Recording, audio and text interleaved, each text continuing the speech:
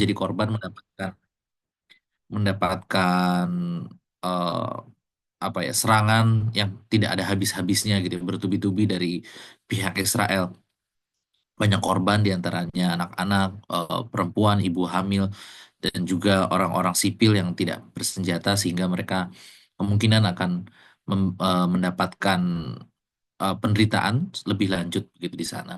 Sehingga barangkali bisa kami pahami bahwa ini merupakan niat baik untuk membantu saudara-saudara kita di Palestina. Akan tetapi di sisi lain kita harus melihat bahwa niat baik itu perlu ditinjau lagi dengan melihat konteks yang ada. Konteks apa yang perlu kita perhatikan? Yang pertama adalah terkait dengan dari siapakah sebenarnya usul ini diutarakan begitu ya. Usul ini pertama kali sepanjang yang kami bisa dapatkan itu justru diusung oleh eh, Presiden Amerika Serikat Donald Trump dan juga para pendukungnya begitu ya di Amerika Serikat sana, termasuk diantaranya juga disambut baik oleh Presiden Israel itu sendiri untuk mengungsikan warga Gaza keluar dari wilayah eh, Palestina. Dan kami melihat ini bukan merupakan pertanda yang baik. Mengapa begitu? Karena eh, kita bisa melihat sendiri bahwa di Amerika Serikat politiknya cukup kuat untuk dipengaruhi oleh lobby-lobby Zionis di sana. Dan juga kita melihat bahwa eh, Donald Trump merupakan salah satu presiden Amerika Serikat yang sangat keras dalam mendukung Israel begitu ya. Kita ingat di periode pertamanya Donald Trump, Donald Trump memindahkan kedutaan besar Amerika Serikat ke wilayah Yerusalem yang merupakan daerah yang masih menjadikan perdebatan begitu ya sebagai teritori dari Palestina ataupun Israel.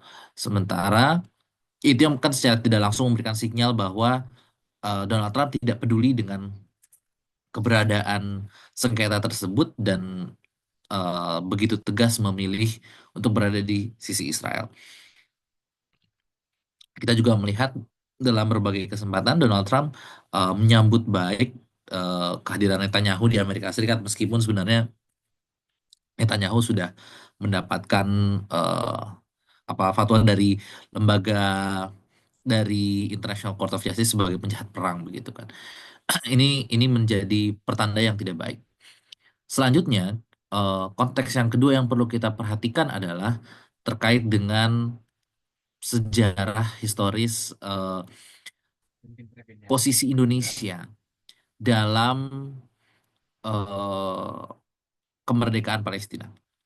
Selama ini kita selalu mendukung Palestina untuk merdeka di atas tanah hak milik mereka sendiri, yang eh, dari tahun ke tahun semakin berkurang karena ekspansi wilayah dari yang dilakukan oleh Israel. Kemudian selama ini kita membantu Palestina secara konsisten. Kita memberikan bantuan pangan, kita memberikan bantuan alat kesehatan, bahkan kita mendirikan rumah sakit di Gaza.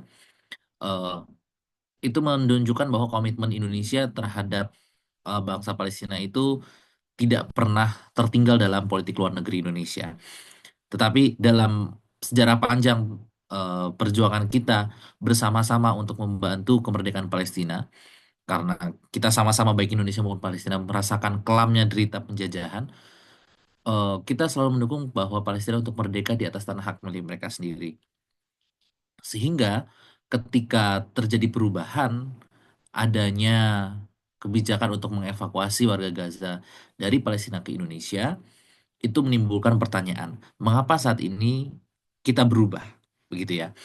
Apakah perubahan itu benar-benar kebutuhan yang dirasakan oleh yang diutarakan langsung menjadi aspirasi dari teman-teman di Palestina, atau justru itu inisiatif kita sendiri yang kurang memperhatikan konteks apa yang terjadi di sana, begitu. Sehingga karena ada perubahan tersebut, selain menimbulkan pertanyaan juga menimbulkan kecurigaan, begitu kan? Mengapa kemudian misalnya rencana ini disampaikan ketika kemarin kita melakukan lobby kepada Amerika Serikat untuk mengurangi tarif perdagangan misalnya, ketika ada delegasi Indonesia di Amerika. Itu kan menimbulkan pertanyaan dan juga kecurigaan, mengapa demikian yang terjadi gitu. Dan yang ketiga, poin ketiga dari saya adalah konteks yang ketiga yang perlu kita perhatikan adalah selama ini Indonesia selalu terbuka dalam menerima eh, saudara-saudara kita dari Palestina untuk hadir di Indonesia. Ada yang mungkin belajar mendapatkan beasiswa, ada juga yang berdakwah, ada juga yang menjadi aktivis begitu ya eh, di Indonesia, dan itu selalu terbuka. Tetapi bukan dalam niatan untuk memindahkan warga Palestina ke Indonesia, tetapi adalah untuk menjalin hubungan baik sekaligus menghubungkan antara Indonesia dengan Palestina dari tidak hanya sekadar eh, diplomasi melalui politik tingkat tinggi dalam arti government to government dari negara ke negara, tapi juga dari people to people diplomasi. Jadi diplomasi dari sesama warga negara. Itu konteks ketiga yang perlu kita perhatikan bahwa kalaupun misalnya kita tidak memindahkan warga Gaza ke Indonesia itu bukan berarti kita menolak sepenuhnya orang Palestina untuk Indonesia atau orang dari Gaza ke Indonesia, enggak. Karena selama ini kita pun selalu menerima dengan tangan terbuka saudara-saudara kita dari Palestina untuk berkunjung ke Indonesia, baik menjadi mahasiswa, menjadi pendakwah, menjadi tadi mengutarakan apa namanya meningkatkan awareness, kepedulian dari Indonesia untuk eh, bangkit dan mendukung Palestina terus menerus, baik dari G2G government to government maupun dari P2P people to people dari sesama warga warga negara. Itu tiga poin dari saya, Mas Dwi Santosa. Tadi yang pertama terkait dengan konteks Amerika Serikat, yang kedua terkait dengan konteks sejarah kebijakan luar negeri Indonesia terhadap Palestina, dan yang ketiga tadi terkait dengan diplomasi antar warga negara. Demikian. Saya kembalikan ke Mas Moderator. Baik, terima kasih Pak Farhan atas tadi penjabarannya mengenai konteks-konteks dalam konteks politik dan juga konteks hubungan internasional mengapa ada inisiatif terkait Bapak Prabowo yang sebagai ya tadi sebagai presidennya itu membuat atau merencanakan untuk melakukan evakuasi Gaza. Setidaknya tadi kita dapat pahami bahwa uh, memang ada aktor-aktor politik lain. Oleh karena itu, saya coba ingin menggali lebih dalam Bapak Farhan mengenai ini kan tadi ada konteks setelah Prabowo ini melakukan negosiasi tarif begitu dengan Trump begitu. Nah, apakah ini sebagai bentuk kalau kita di politik berbicara transaksi politik antara Prabowo dengan Trump begitu, dia itu untuk melancarkan misinya Trump untuk mengosongkan orang-orang yang berada di Gaza begitu, Bapak Farah. Baik. Memang secara terbuka mungkin kita tidak akan mendapatkan jawabannya secara langsung begitu dari para pejabat yang menjadi delegasi Indonesia ke sana. Tetapi kalau kita melihat bagaimana misalnya Trump melakukan diplomasi atau berhubungan dengan pemimpin-pemimpin negara lain, itu Trump memiliki kebiasaan untuk memiliki demand yang tinggi, ya, baik secara terbuka maupun secara tertutup begitu ya. Dan itu dilakukan tidak hanya kepada lawannya misalnya seperti Cina, tapi juga terhadap kawan-kawannya Amerika Serikat begitu ya. Kepada Uni Eropa misalnya, negara-negara Eropa, Trump secara terbuka menginginkan mereka menyumbang lebih banyak untuk NATO misalnya, ya. Atau Amerika akan cabut dari NATO, atau Amerika Serikat tidak akan mau melindungi Eropa. Eh, Dalam kesempatan yang lain juga Trump terlihat seringkali meminta demand yang bahkan mungkin itu sebenarnya bukan preferensi kebijakan luar negeri dari negara tersebut, ya. Misalnya meminta banyak negara Timur Tengah untuk menormalisasi hubungan dengan Israel begitu. Dan itu juga yang kemungkinan kita bisa menduga secara kuat ya berdasarkan track recordnya Trump. Mungkin juga itu dilakukan sebagai salah satu poin negosiasi, ya, ketika apa namanya Amerika Serikat atau Trump sendiri merasa dirugikan dengan perdagangannya dengan Indonesia. Untuk mengurangi kerugian tersebut atau membalikan keuntungan tersebut menjadi berpihak kepada Amerika, ya, dia tidak hanya meminta kompensasi dalam bidang perdagangan saja yang secara langsung berhubungan dengan perdagangan, ya, seperti meminta menurunkan tarif atau meminta dihilangkan TKDN begitu. Tetapi juga kemungkinan ada hal-hal lain yang ikut di belakangnya. Kenapa bisa begitu? Selain itu keinginan Trump sendiri juga kemungkinan juga dari lobby-lobby para pendukung Israel yang sangat kuat di Amerika Serikat, bahkan hari ini terutama karena kita melihat Amerika Serikat civil society-nya sudah mulai berubah parah pandangan politiknya, ya. Kita lihat misalnya ada banyak demonstrasi di universitas di Amerika Serikat untuk mendukung Palestina, menuntut agar universitas-universitas tersebut untuk melakukan eh, divestasi dari Israel begitu ya. Dan Trump sangat keras terhadap mereka sampai-sampai mengancam mencabut eh, dari apa namanya subsidi dari pemerintah kepada universitas-universitas tersebut. Dan itu sudah terjadi dan banyak di antaranya yang takluk dan meskipun ada juga beberapa yang menolak begitu ya, menolak untuk tunduk. Tapi kita bisa melihat bahwa Trump sedemikian kuatnya mendukung Israel sampai-sampai yang ditekan bahkan universitas-universitas bereputasi di Amerika Serikat pun ditekan. Kita bisa menduga juga dari track record tersebut bisa jadi itu juga salah satu cara Donald Trump untuk menekan lawan negosiasinya termasuk dari Indonesia dengan mendukung rencana Israel tersebut. Kurang lebih begitu, Mas. Baik, terima kasih Mas Farhan. Saya kayaknya lebih nyaman panggil Mas karena sepertinya masih milenial juga nih kayaknya.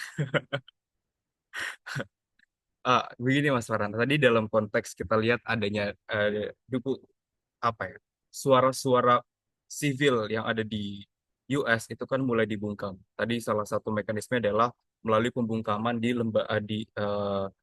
di aspek akademik misalnya, sebagai lembaga yang semestinya ya memang sudah seharusnya mengkaji isu-isu internasional ataupun isu-isu global. Tapi menurut Mas Farhan, apakah movement dari masyarakat itu sendiri jauh lebih memberikan efek terhadap kebijakan, yaitu dalam konteks ini membuat pola pikir Trump itu menjadi berubah ataupun dan lain sebagainya melalui akademik atau justru aksi-aksi yang bisa dibilang bukan melalui dari lembaga pendidikan itu sendiri, Mas Farhan, dalam konteks Amerika. Baik, terima kasih.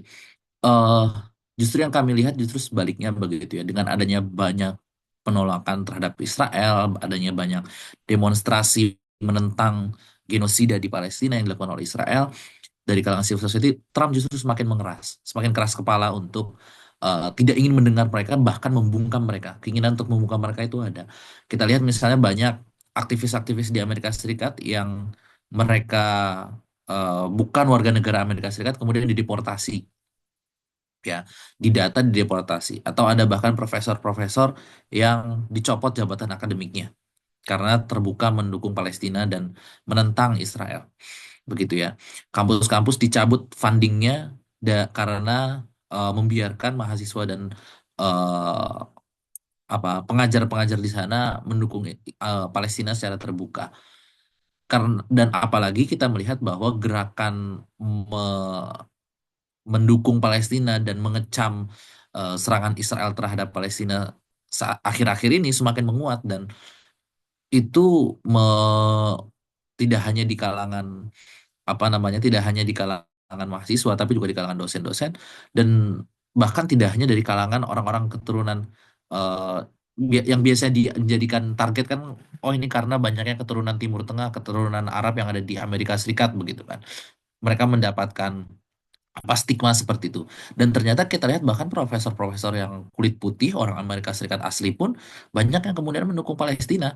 Dan bagi Trump itu dianggap mengancam sehingga eh, Trump semakin keras kepala dan tadi semakin represif terhadap gerakan-gerakan yang menolak Israel atau bahkan mendukung Palestina secara terbuka.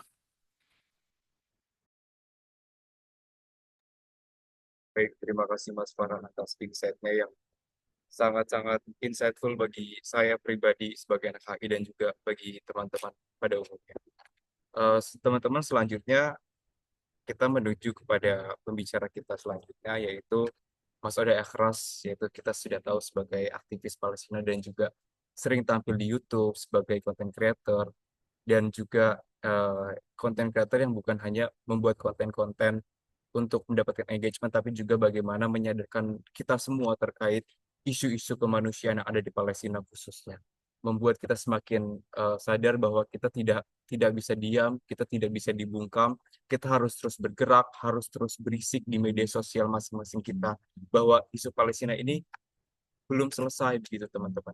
Meskipun kita seringkali terdistract dengan isu-isu domestik ataupun isu-isu internasional lainnya, tetapi tetap isu kemanusiaan khususnya di HMI menjadi isu yang prioritas bagi kita semua untuk dibahas dan dikaji. Nah, untuk itu saya akan panggilkan kepada Mas Oday Akhras yang saat ini sedang berada di luar kota, di Semarang katanya Mas ya, dari Solo ke Semarang. Yaitu untuk Ya, menjelaskan ya kondisi real yang ada di Gaza saat ini, dan juga untuk membahas bagaimana sih respon yang eh, warga Palestina itu tanggapi dari rencana Bapak Prabowo ini, dan juga bagaimana respon dari seorang aktivis terkait rencana tersebut. Untuk itu, saya panggil kepada Mas Oday untuk waktu diisi. Terima kasih, Pak. ya. Bismillahirrahmanirrahim. Bismillahirrahmanirrahim. Assalamualaikum warahmatullahi wabarakatuh. Apa kabar Waalaikumsalam warahmatullahi teman-teman wabarakatuh. semuanya? Semoga sehat selalu, insya Allah Ta'ala. Eh, saya mau ucapkan salawat kepada Nabi kita Muhammad sallallahu alaihi wasallam. Allahumma salli wa sallim wa zid wa barik ala sayyidina Muhammadin wa ala alihi wa ashabihi ajma'in. Amma ba'du. Pertama-tama saya ingin mengucapkan terima kasih sebesar-besarnya kepada teman-teman mahasiswa dan semua yang hadir eh, atas kehadirannya dan perhatian kalian terhadap Palestina.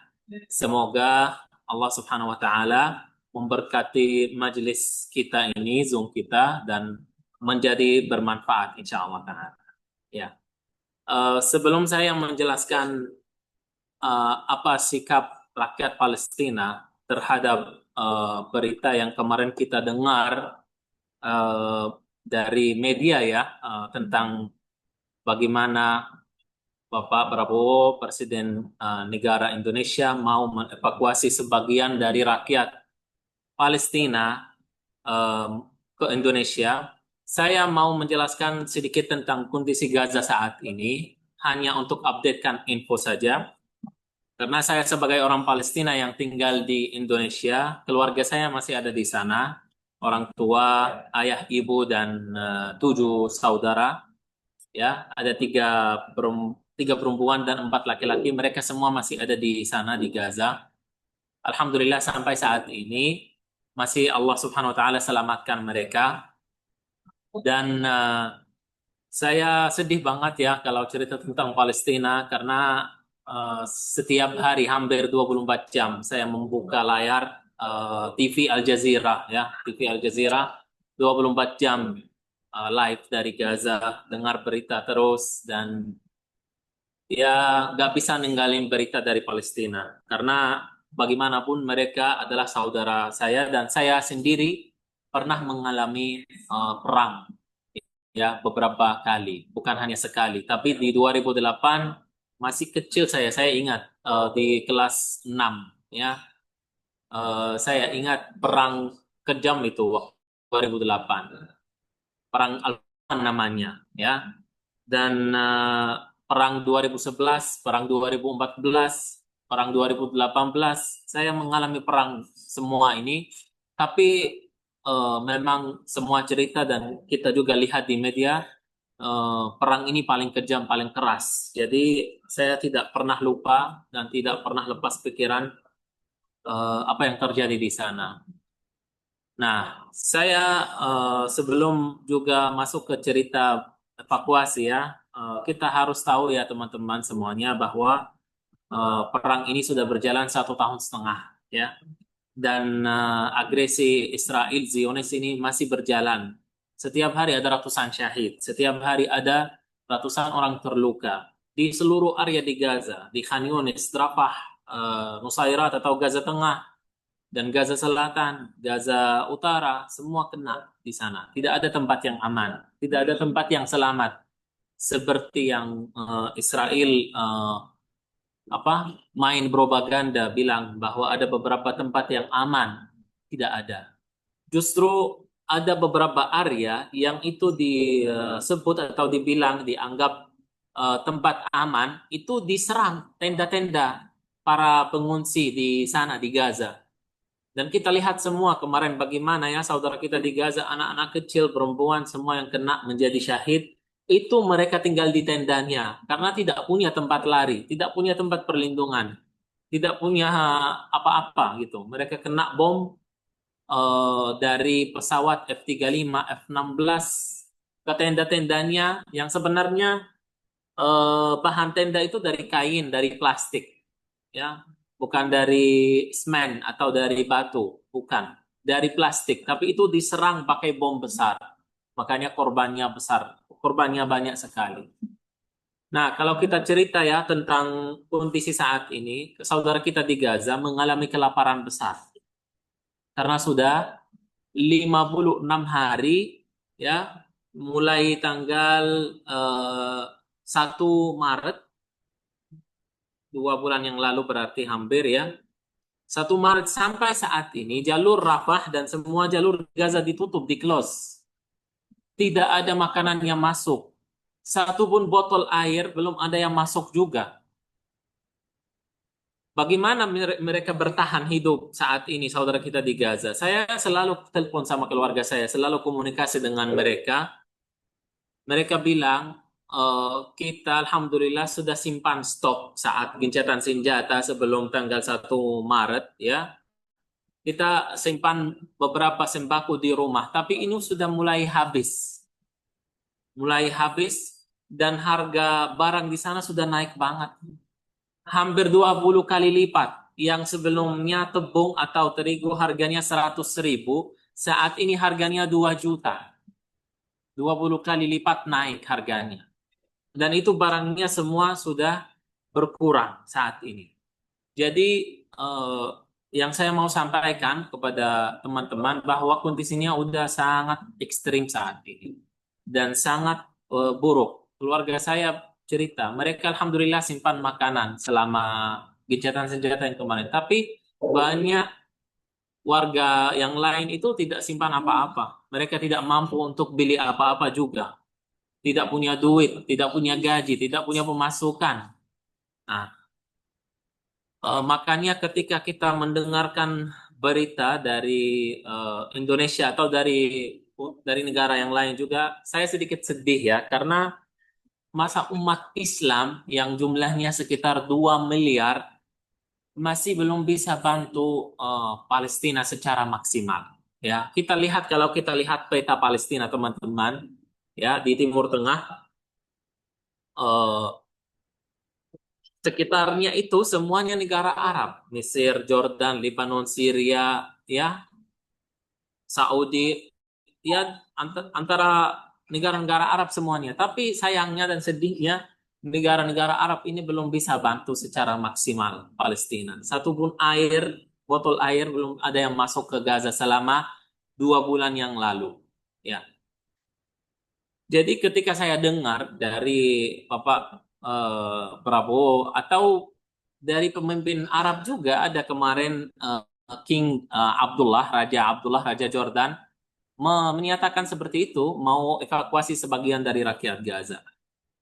Kalau menurut kita atau sikap kita sebagai orang Palestina, saya mau ngomong tentang menurut saya dan keluarga saya yang ada di Gaza dan rata-rata dari rakyat Palestina, mereka menolak untuk keluar dari Gaza. Mereka menolak karena ini bukan solusi. Ini bukan solusi. Dan saudara kita di Gaza, selama 1 tahun setengah, mereka bertahankan tanah Palestina, tanah Gaza, karena mereka sangat mencintai Gaza. Walaupun ada banyak serangan, banyak korban, banyak bom, tapi mereka tidak mau keluar dari Gaza. Mereka tidak mau meninggalkan tanah yang mereka lahir di situ.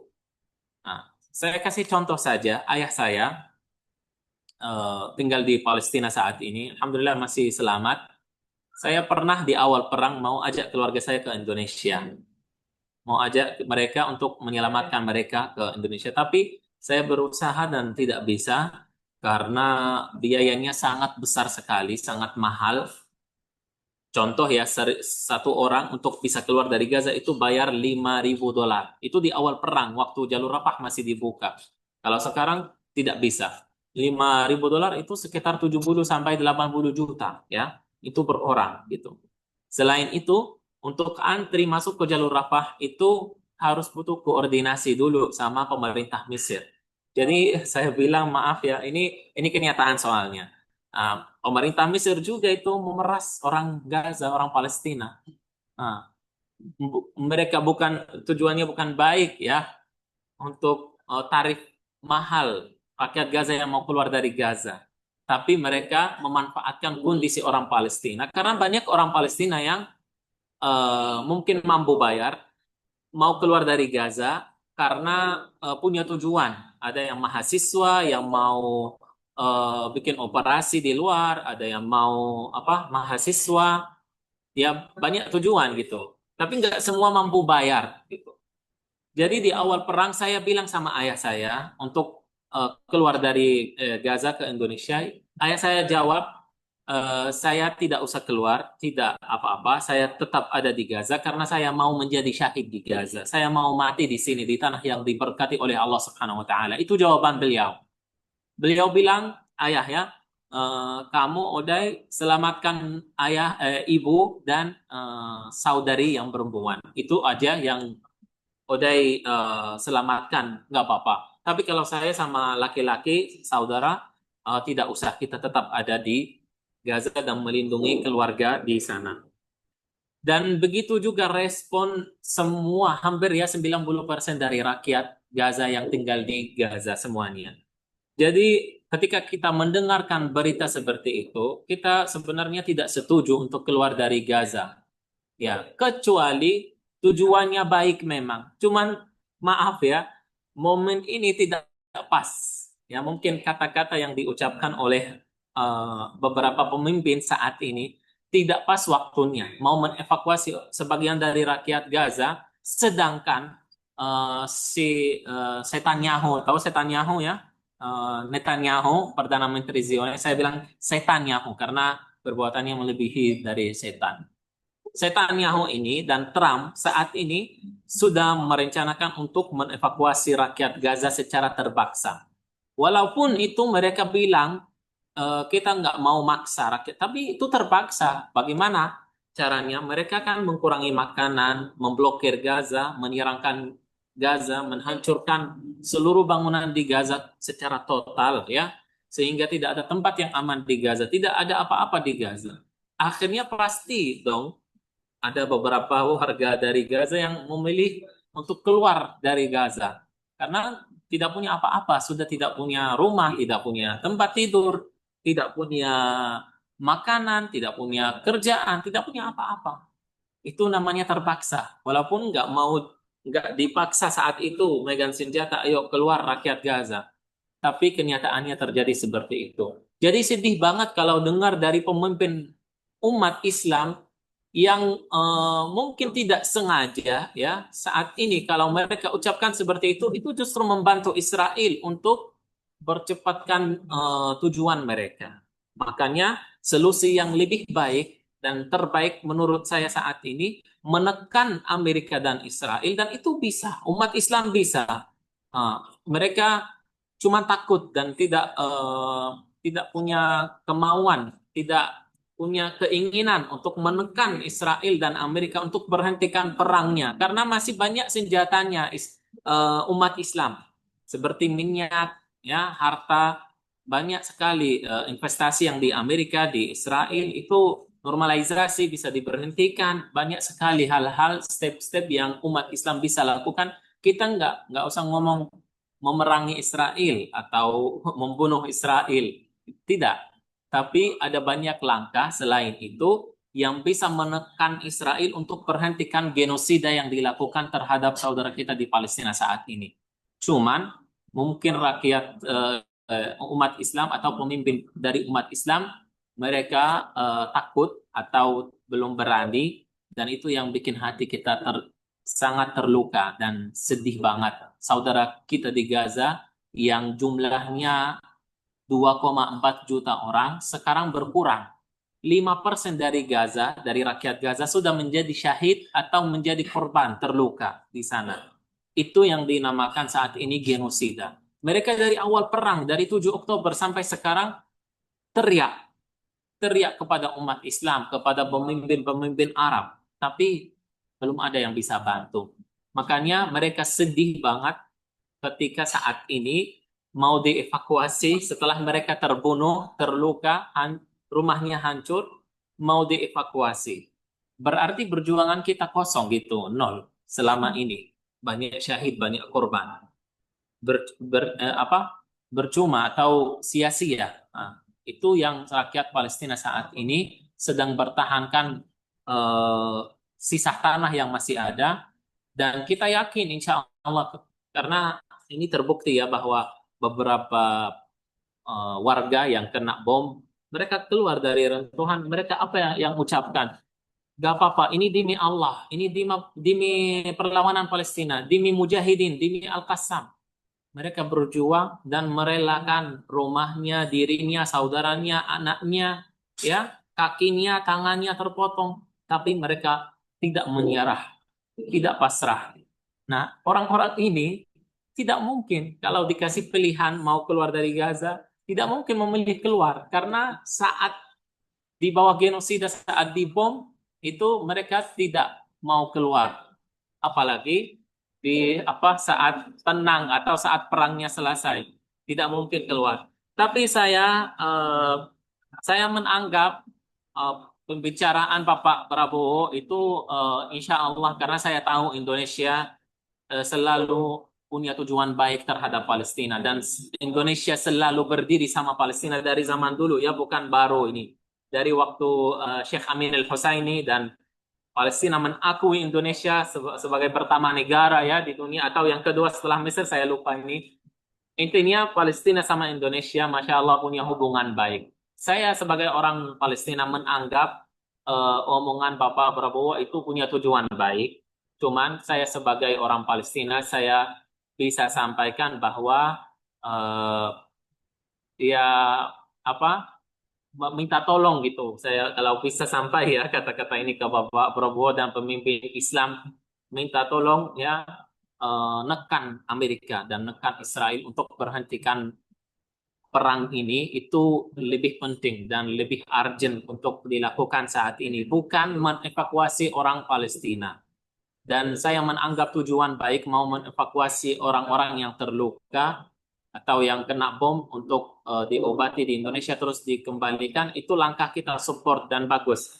Tapi yang penting jelas, dan yang penting tidak semua rakyat Gaza dievakuasi ya, hanya orang terpilih ya, seperti orang terluka atau yang butuh disupport. Kalau itu insya Allah tidak ada masalah.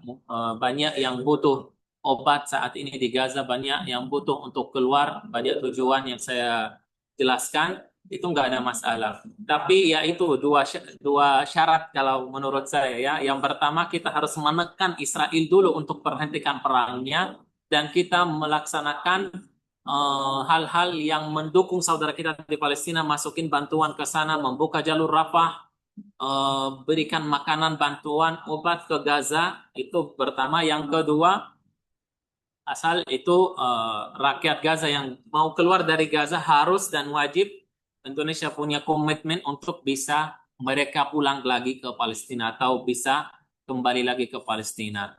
Kalau dua syarat ini bisa dikomitmen oleh Bapak Prabowo dan pemimpin umat Islam, saya yakin insya Allah fine-fine aja, nggak apa-apa. Misalkan sebagian mau dievakuasi karena butuh, ya it's okay. Tapi kalau mau evakuasi semua keluar dari Gaza itu seperti rencana Trump, no, kita menolak, tidak membolehkan itu. Dan saya yakin rakyat Gaza akan membatalkan rencana itu dan tidak akan setuju atas hal ini. Dan saya yakin insya Allah Ta'ala kemenangan semakin mendekat, karena tidak mungkin ya, sudah 50.000 syahid di Gaza dan 150.000 korban yang terluka, yang cacat di Gaza, dan semua hancur di Gaza. Tidak mungkin semua ini hasilnya zong, tidak mungkin. di hadapan Allah Subhanahu wa taala pasti ada nilainya dan pasti ada gift, ada hadiah dari Allah Subhanahu wa taala kepada orang yang bersabar selama 1,5 tahun lebih, ya, tidak didukung oleh manusia, oleh umat Islam. Pasti insya Allah ada hadiah dari Allah Subhanahu wa taala. Kita nggak tahu, mungkin besok atau lusa atau minggu depan perangnya selesai dan syarat-syarat para mujahidin yang saat ini lagi dinegosiasikan antara Hamas dan Israel, Allah Subhanahu wa taala dijabahkan doa mereka dan semua terbuka, dan perangnya selesai. Allah Subhanahu wa taala menolong saudara kita di Palestina, di Gaza, gift terbesar, gift terbaik insya Allah taala. Mungkin itu dari saya gambaran besar tentang situasi saat ini.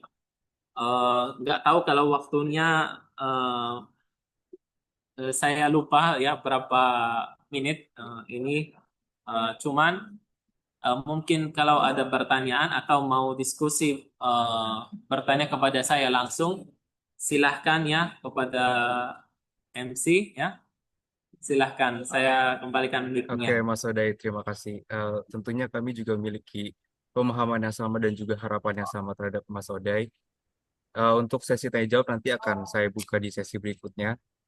Untuk sekarang kita dengarkan sampai selesai pemateri kita berbicara terlebih dahulu. Tapi Mas Odai, ada satu pertanyaan dari saya karena memang waktunya masih ada. Eh, Pada hari ini bagaimana pergerakan dari aktivis-aktivis yang ada di Palestina maupun itu aktivis yang berasal dari Palestina ataupun aktivis yang memang bukan orang Palestina dalam artian mereka yang berasal dari luar Palestina nih pada hari ini pergerakannya bagaimana Mas Odai? Di dalam Gaza maksudnya. Ya, betul. Ah, baik, kalau di dalam Gaza, kita sudah tahu ya bahwa Gaza terblokir eh, sudah 1,5 tahun. Kalau jalur Rafah itu dibuka pertama 6 bulan, dan itu hanya orang yang mau keluar dari Gaza, yang masuk ke Gaza susah gitu. Jadi banyak orang yang sudah keluar dari Gaza dari diaspora negara-negara lain ya, dari Belgia, Eropa, Amerika, beberapa negara yang punya relawan di Gaza sudah dievakuasi, termasuk Indonesia. Seperti kalau tidak salah Muhammad Hussein dan Bang Unim ya, di awal perang mereka keluar. Jadi sekarang diaspora yang ada di Gaza itu sangat sedikit sekali gitu. Dan orang mau ke sana, saya sendiri mau ke Gaza tidak bisa. Saya mencoba selama 1 tahun pertama untuk ke sana, walaupun kondisinya perang, tapi masih tidak bisa. Jadi kondisinya saat ini saya alhamdulillah masih bisa komunikasi dengan keluarga saya. Ya itu seperti yang saya ceritakan tadi, kondisinya sangat parah sekali. Makanan sudah sangat menipis. Saat ini terjadi kelaparan besar.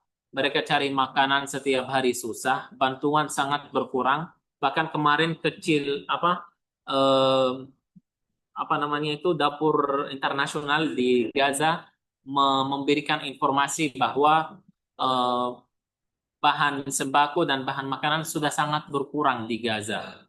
Jadi mereka, dapur-dapur yang ada di Gaza mau ditutup gitu, segera habis gitu.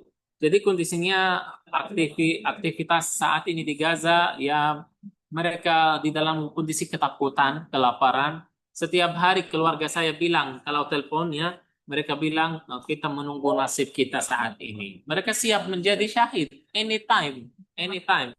Tidak ada yang menjaminkan hidup mereka. Bisa jadi any moment ya, terjadi ledakan bom, mereka menjadi syahid. Makanya ibu saya dan saudari, mereka setiap malam kalau tidur, mereka pakai jilbab, bersyahadah syahadu an la ilaha illallah syahadu anna Muhammad Rasulullah. Mereka bersiapan setiap malam untuk bertemu dengan Allah Subhanahu wa taala. Itu kondisinya. Jadi mereka jalan, saya sendiri, banyak teman saya yang menjadi syahid kemarin pas Idul Fitri, hari kedua atau hari ketiga, ada teman sangat dekat sama saya, namanya Kamil. Tiba-tiba di bom rumahnya menjadi syahid. Padahal sebelumnya beberapa bulan, istrinya dan anak-anaknya 3 menjadi syahid juga. dia ikut mereka. Ya seperti itu. Sekarang banyak korban di Gaza, banyak bom, di mana-mana ada serangan. Mereka tidak bisa hidup normal saat ini, makanannya sangat berkurang dan internet susah, sinyal di sana susah. Ya, apa ya? Mungkin saya tidak bisa berkata-kata apa lagi, tapi kondisinya sangat menderita, sangat sedih. Dan ya mudah-mudahan Allah Subhanahu wa taala segera berikan solusi terbaik untuk saudara kita di Palestina dan segera perangnya berhenti karena tujuan pertama doa yang mereka doakan pertama itu adalah semoga perangnya segera berhenti. Mereka bilang kita tidak mau makan, tidak mau minum, tidak mau apa-apa, tidak mau bantuan. Yang penting perangnya selesai, korbannya selesai, genosida diberhentikan. Itu tujuan pertama mereka. Jadi kita harus sama-sama mendoakan dan apa yang kita bisa melaksanakan untuk perangnya berhenti wajib kita melakukan. Insyaallah taala. Ya, seperti itu. Oke, Mas Odai, terima kasih banyak atas pemaparannya, Mas Odai. Ya, mudah-mudahan doa kami semua terus menyertai untuk Palestina, Mas Odai. Untuk itu, Amin. kepada pembicara selanjutnya, yaitu Bapak Ramdan Muhaimin, selaku dosen Hubungan Internasional dari Universitas Al-Azhar Indonesia. Dan saya melihat juga karena mahasiswa, karena peserta-peserta yang hadir di sini juga bukan hanya mahasiswa, dan juga bukan hanya mahasiswa dari jurusan Hubungan Internasional, saya percaya bahwa kita perlu untuk memahami eh, bisa dibilang sejarah begitu, sejarah perang yang terjadi di Palestina, konflik-konflik yang terjadi di Palestina. Dalam konteks politik, misalnya, Bapak Ramdan akan lebih bisa menjelaskan terkait eh, situasi dalam hubungan internasional seperti apa, dan juga situasi di regional juga seperti apa. Untuk itu, saya panggilkan kepada Bapak Ramdan Muhammad untuk waktu dan tempatnya. Silakan, Bapak. Baik, terima kasih Adinda Dwi Santosa. Bismillahirrahmanirrahim. Assalamualaikum warahmatullahi wabarakatuh. Alhamdulillah wassalatu wassalamu ala Rasulillah wala haula wala quwata illa billah amma ba'du. Salam ta'azim, salam hormat saya untuk Bang Oday Akhras ya, mujahid kita dari Gaza. Semoga sehat selalu Bang Oday. Kemudian juga abang kita dari Universitas Islam Internasional, Bang Farhan Abdul Majid. Salam Bang untuk rekan-rekan juga di UII. Kemudian juga untuk para peserta yang hadir. Kemudian kita doakan ya semoga para saudara kita di Palestina ya, terutama kaum muslim muslimat ya di sana, karena di sana juga ada yang non muslim ya, yang Kristen ya, minoritas tapi sebagian besar adalah muslim, diberikan oleh Allah kekuatan, kesabaran. Kemudian pertemuan kita pada siang hari ini membicarakan tentang masalah Palestina adalah salah satu bagian dari membicarakan urusan umat Islam. Sehingga mudah-mudahan dengan kita berdiskusi siang ini menjadi tanda bukti nanti kita yang bisa kita tunjukkan pada baginda Muhammad SAW di akhir-akhir nanti bahwa kita adalah bagian dari umatnya. Amin Allah ya Rabbal Alamin. Baik. Ada beberapa hal yang saya sampaikan sebetulnya ya, mungkin nanti karena juga waktunya terbatas ini bisa dijelaskan, dilengkapi juga oleh Bang Ode dan Bang Farhan. Tapi mohon izin mungkin bisa diberikan akses saya untuk share screen karena ada beberapa, semalam saya membuat beberapa bahan sebetulnya tapi nggak semuanya saya sampaikan. Baik, sudah saya ini Pak jadikan fokus. Boleh di Sudah ya? Oke, ya. sebentar saya coba.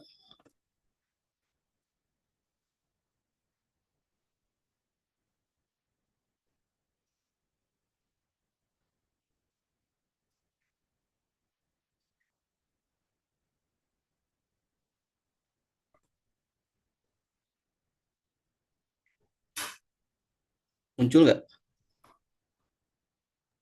Belum Pak. Dan sudah Pak. Udah muncul. Muncul ya? Iya, sudah muncul Pak. Oke. Baik, mohon izin sebelumnya Bang Oday, Bang Farhan, jika ada beberapa hal yang mungkin ada yang sama dan ada yang berbeda gitu ya.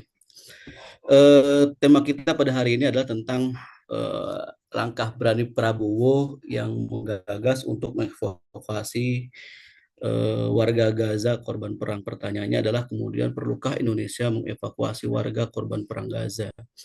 Gitu ya. Kalau tadi disampaikan oleh pembicara pertama Bang Farhan, kemudian juga oleh Bang Oday, tunnya sama bahwa secara umum situasinya tidak tepat kalau kemudian hari ini saat ini ya Indonesia khususnya misalnya kalau jadi melakukan ya itu mengevakuasi warga Gaza karena dikhawatirkan itu linear atau sejalan dengan niat rencana atau strategi dari kolonial Israel dan Amerika dalam rangka mengosongkan Gaza dan seterusnya seperti itu. Nah, pertanyaannya apakah perlukah Indonesia mengevakuasi korban perang Gaza? Sebagai informasi awal, mohon izin beberapa waktu yang lalu,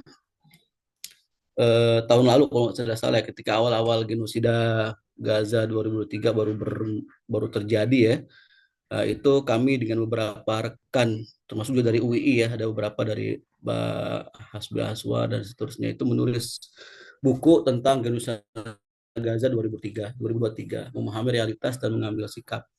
Di situ saya berkontribusi 2 artikel, 2 chapter. Yang pertama itu adalah Palestina dalam pasifnya dunia Islam, dan yang kedua adalah pepesan kosong solusi 2 negara. Gitu ya. Dan ternyata ini adalah hasil perenungan sebetulnya ya, terhadap apa yang terjadi di Palestina di bumi Ambia ya, bukan hanya setahun terakhir ini tetapi juga yang terjadi sejak 1947 ketika resolusi 181 itu dikeluarkan oleh PBB ya, tentang the resolution of partition of state itu ya, pembagian wilayah antara wilayah Jews, wilayah Yahudi dan wilayah Arab begitu, yang kemudian dimaknai oleh orang-orang Jews, orang Yahudi, wilayah Jews sebagai negara Israel, berdirinya negara Israel dan seterusnya. Nah,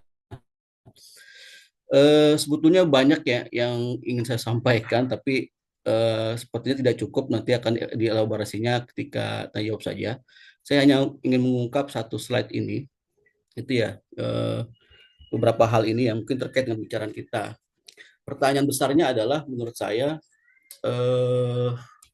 apakah ide atau rencana yang dikeluarkan, digagas oleh Presiden Prabowo itu ya, evakuasi itu adalah relokasi, gitu ya? Apakah itu relokasi? Tadi kalau saya mendengar penjelasan dari Bang Oday sebagai warga Gaza langsung, ya kemudian bagaimana beliau juga menyerap sebetulnya apa yang diinginkan oleh warga Gaza saat ini, kemudian juga penjelasan dari Bang Farhan, maka evakuasi warga Gaza yang terluka akibat korban perang saat ini itu sebetulnya tidak tepat ya, khawatir nanti terkait dengan agenda dari Amerika dan Israel. Netanyahu tadi ya. Iya, luar biasa, Netanyahu untuk mengosongkan Gaza dari orang-orang Arab gitu. Nah, saya mungkin sedikit agak ada yang sama tapi juga agak yang berbeda gitu ya. Kenapa? Tadi sudah disinggung sebetulnya bahwa upaya pemerintah Indonesia untuk memberikan bantuan kemanusiaan, ya kemudian memberikan pembekalan, peningkatan SDM terhadap warga Palestina, ya, khususnya warga Gaza, ya itu mungkin sudah dilakukan ya, bukan baru sekarang niatnya ingin evakuasi warga Gaza, ya, tapi sudah sejak lama ya. Bahkan dalam catatan yang saya rangkum dari malam, sejak 2018 saja misalnya sudah ada kesepakatan MOU pemerintah beberapa lembaga civil society untuk memberikan kuota 500 sampai 1000 1000 kuota beasiswa untuk mahasiswa dari Palestina di 50 lebih perguruan tinggi di Indonesia 2018 ya. Saya mencoba mencari datanya, emang agak susah detailnya, tapi baru dapat kemudian di 2021, 22, 23 ya, 24 seperti itulah kira-kira. Di 2024 di Unhan saja ada 23 orang kalau tidak salah, nanti bisa dicek lagi di beberapa kampus Muhammadiyah, itu juga termasuk di UII ya. itu ada lebih kurang 40 orang, kemudian dan 30 orang. Total di tahun 2024 itu ada lebih dari 100 orang warga Palestina yang menimba ilmu di Indonesia. Artinya mereka ya keluar dari Gaza untuk belajar di luar negeri di Indonesia. Hal yang sama juga dilakukan oleh beberapa negara Islam ya, seperti misalnya di Turki, di Malaysia, itu juga banyak warga Palestina yang menimba ilmu di sana, seperti itu. Nah, memang menjadi pertanyaan besar, menjadi keraguan dan kekhawatiran kita semua ya, ketika Presiden Prabowo itu mengeluarkan gagasan atau rencana mengevakuasi 1.000 warga Gaza, ya itu dilontarkan ketika situasinya sedang genosid di Gaza. Kemudian beliau akan melakukan kunjungan ke 5 negara di Timur Tengah ya, ada Mesir, Uni Emirat Arab, Qatar ya kan, dan beberapa yang lain gitu seperti itu. Nah, dan itu dilontarkan oleh Presiden Prabowo ketika tidak lama atau ketika narasi yang berkembang di publik di internasional adalah narasi tentang rencana Amerika Israel untuk mengosongkan Gaza gitu. Bahkan ada video AI ya yang dibuat oleh Amerika tentang wajah baru Gaza, saya lupa judulnya apa gitu ya. Jadi ya seperti kota-kota besar pantai, kota-kota pantai besar di Amerika gitu, dibuat seperti itu dan seterusnya gitu. Dan di situ nanti akan diisi oleh berbagai warga dari internasional dan seterusnya. Nah, jadi wacana ini menjadi dilema dan menjadi krusial karena timingnya bersamaan dengan hal-hal itu seperti itu. Padahal orang Palestina, orang Gaza ya yang keluar dari tanah Gaza sementara ya baik karena berobat maupun untuk studi itu sudah terjadi ya jauh sebelumnya gitu, sebelum peristiwa genocide gitulah kira-kira. Dan memang satu hal juga yang harus saya kira juga harus kita kita pegang gitu ya pandangannya, bahwa penjajahan yang dilakukan oleh Israel terhadap Palestina ya jangan dilihat dari tahun 2023 ketika pejuang Hamas melakukan Tufanul Aqsa gitu ya. Tetapi harus dilihat dari rangkaian yang cukup panjang ya, dari 1947 ketika resolusi 181 itu keluar. Ya dari 1946 ketika Nakba itu, 148 ketika ada deklarasi 147 ya deklarasi negara Israel secara sepihak dari Ben Gurion gitu. Artinya sejak itulah kemudian represivitas, kekerasan, ketidakadilan yang diterima oleh warga Palestina ya sudah terjadi gitu sampai hari ini. Dan usianya berarti sudah berapa tuh? Sudah 78 atau 79 tahun ya, kira-kira seperti itu. Sudah 79 tahun penjajahan di bumi Ambia, bumi Palestina oleh Israel. Nah, dan artinya suatu situasi genting yang dialami oleh saudara kita di Palestina ya bukan hanya dalam 1,5 tahun ini, tapi memang tiap tahun itu terjadi gitulah kira-kira. Tiap tahun itu terjadi gitu.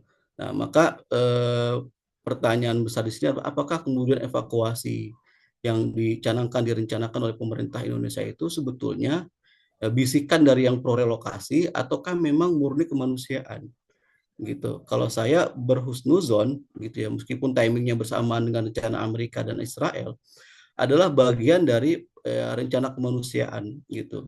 Rencana kemanusiaan. Kenapa? Karena memang tadi disebutkan oleh Bang Oday misalnya jumlah penduduk Palestina itu yang lebih kurang 2 juta Bang ya.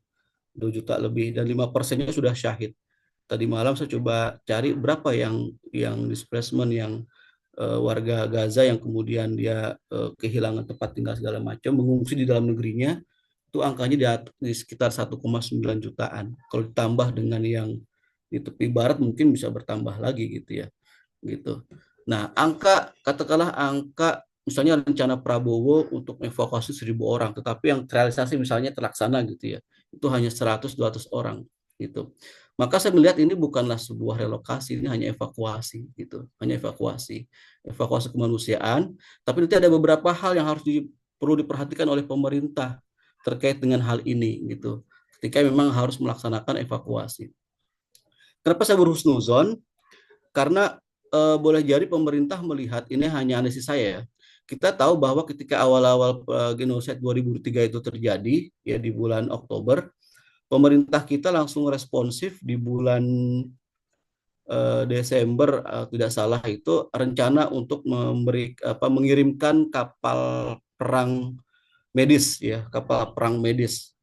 Ya, waktu itu ditargetkan bisa bisa masuk ke Mediterania kan lewat Laut Merah gitu. Tapi ternyata kemudian hanya sampai El Aris gitu. Jadi Januari itu mereka berangkat, Maret sudah pulang lagi tuh. Jadi rencana beberapa korban dari Gaza, kemudian karena rumah sakit hancur kan, kemudian dibawa ke kapal, diobat segala macam, kemudian dikembalikan itu tidak sampai gitu. Kenapa? Karena pemerintah Mesir hanya mengizinkan sampai Aris dan kemudian bantuan-bantuan kemanusiaan, logistik, medis segala macam itu disampaikan melalui jalur darat gitulah kira-kira gitu. Jarak dari El Aris tadi saya cek di Google Map kalau tidak salah ya Bang Oday, ke Rafah itu lebih kurang 1 jam gitu ya jaraknya itu kalau nggak tahu tuh ya situasi di sana gitu ya 1 jam gitu. Nah kemudian saya teringat ya beberapa tahun yang lalu ketika saya masih di media gitu itu Indonesia itu punya agenda yang namanya muhibah tahunan, kunjungan muhibah tahunan gitu. Waktu itu 2014 ada peristiwa besar di awal di awal tahun 2014 ya kan ya sama seperti awal-awal serangan Israel ya ke Gaza. Kemudian ada belasan NGO dari Indonesia mengirimkan mungkin ratusan ribu ton bantuan kemanusiaan tertahan di Mesir di mana sebelum Rafah di Sinai tidak salah. Nah, dalam rangka mencairkan distribusi yang macet itu, kemudian pemerintah Indonesia mengirimkan delegasi diplomatik di bulan September atau Oktober itu ke pemerintah Mesir melobi supaya bantuan itu bisa masuk gitu kira-kira. Ternyata masih nggak bisa juga tuh oleh pemerintah Mesir gitu. Nah dari situ saya berpikir boleh jadi jangan-jangan memang kapal medis yang dikirim Indonesia pada awal 2024 itu tidak bisa masuk memang karena perizinannya adalah sulit untuk bisa tembus sampai mendarat di dekat dengan berlabuh dekat dengan Gaza. Saat itu alasan yang dikemukakan oleh pemerintah Mesir itu adalah dikhawatirkan ada gangguan keamanan di sepanjang jalur Sinai, tapi kita tidak tahu ya jalur Sinai. Nah, kalau itu terjadi, pemerintah Mesir angkat tangan, gitulah kira-kira seperti itu. Nah, dari sini saya melihat bahwa rencana atau gagasan evakuasi yang disampaikan oleh pemerintah itu sebetulnya bagi saya memang lebih kepada kemanusiaan. Kenapa? Karena beberapa kali upaya untuk kalau logistik sudah sering masuk lah, meskipun kemudian sering tertahan di Sinai atau di El Aris itu. Kemudian rumah sakit juga sudah hancur gitu.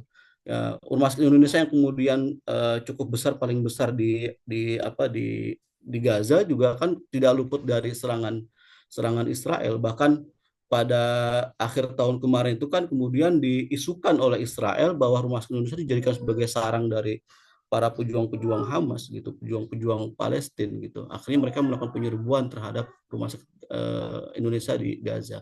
Saya kira mungkin karena alasan-alasan inilah kemudian pemerintah itu berinisiatif untuk kalau gitu warga-warga Gaza yang yang terluka ya dibawa keluar dulu saja gitu, diobati kemudian dikembalikan gitu. Kalau kemudian kuotanya kalau 1.000 kami bisa lah gitu kira-kira gitu. Toh itu juga tidak akan sama dengan relokasi. Kenapa? Karena itu hanya 1.000 dari 1,9 juta orang warga Gaza yang sekarang masih ada di sana seperti itu. Sehingga kalau 1.000 dikeluarkan, kemudian diobati, dipulihkan kembali, kemudian dikembalikan. Gitu. Bahkan dalam pidato setelah itu kan Prabowo itu mengatakan bahwa kalau perlu kita berikan bantuan pendidikan sebagaimana mahasiswa yang sebelum-sebelumnya. Ada bantuan kalau dia misalnya anak-anak, bantuan sekolah sampai dia SMP, SMA, sampai dia kuliah. Kalau dia adalah anak muda, remaja, dia bantuan studi kuliah dan seterusnya. Nah, sehingga saya itu bagian daripada murni kemanusiaan. Bahwa kemudian menjadi debatable karena tadi timingnya adalah beririsan dengan wacana atau narasi yang dimunculkan oleh Trump soal relokasi Gaza. Dan kita juga harus tahu Genocide yang dilakukan oleh Israel ini bukan baru 1,5 tahun ini, ya, penjajahan ini bukan 1,5 tahun ini. Kita harus memahami bahwa penjajahan ini sudah berlangsung sejak 1947, sejak apa namanya resolusi 181 dikeluarkan oleh PBB gitu. Nah, kalau kita melihatnya sepanjang tahun itu penjajahan, dan sepanjang masa itu juga banyak genosida terjadi di bumi Palestina gitu, di bumi Palestina yang dilakukan oleh Israel gitu. Nah, namun demikian saya melihat kalaupun misalnya rencana kemanusiaan ini adalah murni kemanusiaan, ya tidak dibisiki oleh orang-orang yang pro dengan relokasi gitu. Tetap saya mengkritisi apa namanya agenda evakuasi yang dilakukan pemerintah. Yang pertama adalah pemerintah harus memastikan bahwa ketika mereka mudah untuk mengeluarkan warga Palestina untuk keluar, kemudian dipulihkan, disehatkan kembali dan seterusnya, pemerintah juga harus memastikan bahwa mereka mudah kembali ke tanah kelahirannya, ke tanah airnya. Yang dikhawatirkan oleh sebagian besar orang, ya termasuk juga dari pimpinan Muhammadiyah misalnya, adalah ketika mereka mudah dikeluarkan untuk evakuasi tapi sulit dikembalikan, kan gitu kira-kira. Apalagi kemudian tadi disebutkan oleh oleh Bang Oday, jangankan manusia, bantuan saja ya sudah jelas-jelas di ceasefire gitu, minta senjata, itu bantuan itu masih ditahan-tahan oleh Israel, nggak masuk gitu. Pemerintah Mesir pun tidak ada upaya yang cukup optimal untuk bisa membuka atau mencairkan bantuan-bantuan yang mampet itu, yang tersendat itu gitu. Nah, jadi bantuan kemanusiaan saja banyak tersendat, apalagi kalau kemudian orangnya dikeluarin terus dikembalikan warganya, apakah itu dimudahkan gitu seterusnya. Nah, ini harus pastikan oleh pemerintah Indonesia kalau misalnya ingin merealisasikan agenda evakuasi tersebut. Karena saya yakin bahwa pemerintah itu tidak ada niat untuk merelokasi sebagaimana niat atau ide daripada Amerika dan Israel, karena ini sudah menjadi amanat konstitusi kita di Undang-Undang Dasar sejak era Soekarno, Soeharto sampai hari ini. Semua pemimpin Indonesia itu bahwa ya Palestina harus merdeka, harus berdaulat di negerinya sendiri gitu kira-kira. Nah, yang berikutnya adalah evakuasi ini harus harus bagian daripada agenda besar kemerdekaan Palestina. Bukan hanya sekedar responsif karena satu dua peristiwa, nanti kalau kemudian misalnya genosidnya mereda, nanti hilang lagi rencana evakuasinya gitu loh. Nanti genosid terjadi lagi, muncul lagi semangat lagi evakuasi. Tidak seperti itu gitu. Yang kita inginkan adalah bahwa kalaupun kemudian ini memang ada agenda murni kemanusiaan untuk evakuasi saudara kita di Gaza agar mereka pulih dan bisa kembali ke tanah airnya karena fasilitas rumah sakit di sana sudah hancur, ya itu harus bagian daripada agenda besar bagaimana memerdekakan Palestina secara total gitu, secara utuh gitu. Kalau hanya sekedar responsif, ini yang dikhawatirkan tadi oleh banyak orang, ya akan ditunggangi oleh kepentingan yang ingin merelokasi warga Gaza keluar dari tanah airnya. Kemudian berikutnya adalah beyond evacuation juga sebagai bagian daripada Indonesian Foreign Policy. Indonesia atau dalam hal ini mungkin Pak Prabowo ya sebagai the leader ya mungkin juga harus punya keberanian diplomasi total sebagaimana dilakukan oleh Presiden pertama kita Soekarno dan mungkin Soeharto. Ya di masa Soekarno misalnya kita tahu ya tahun 1962 itu ada Asian Games di Jakarta gitu. Kemudian kita tolak ya kedatangan delegasi dari Israel. Akhirnya dunia internasional mengecam dan dibalas ketika ada Olimpiade Tokyo tahun 1965, kita dilarang hadir ke sana. Dilarang hadir ke Tokyo oleh rezim internasional.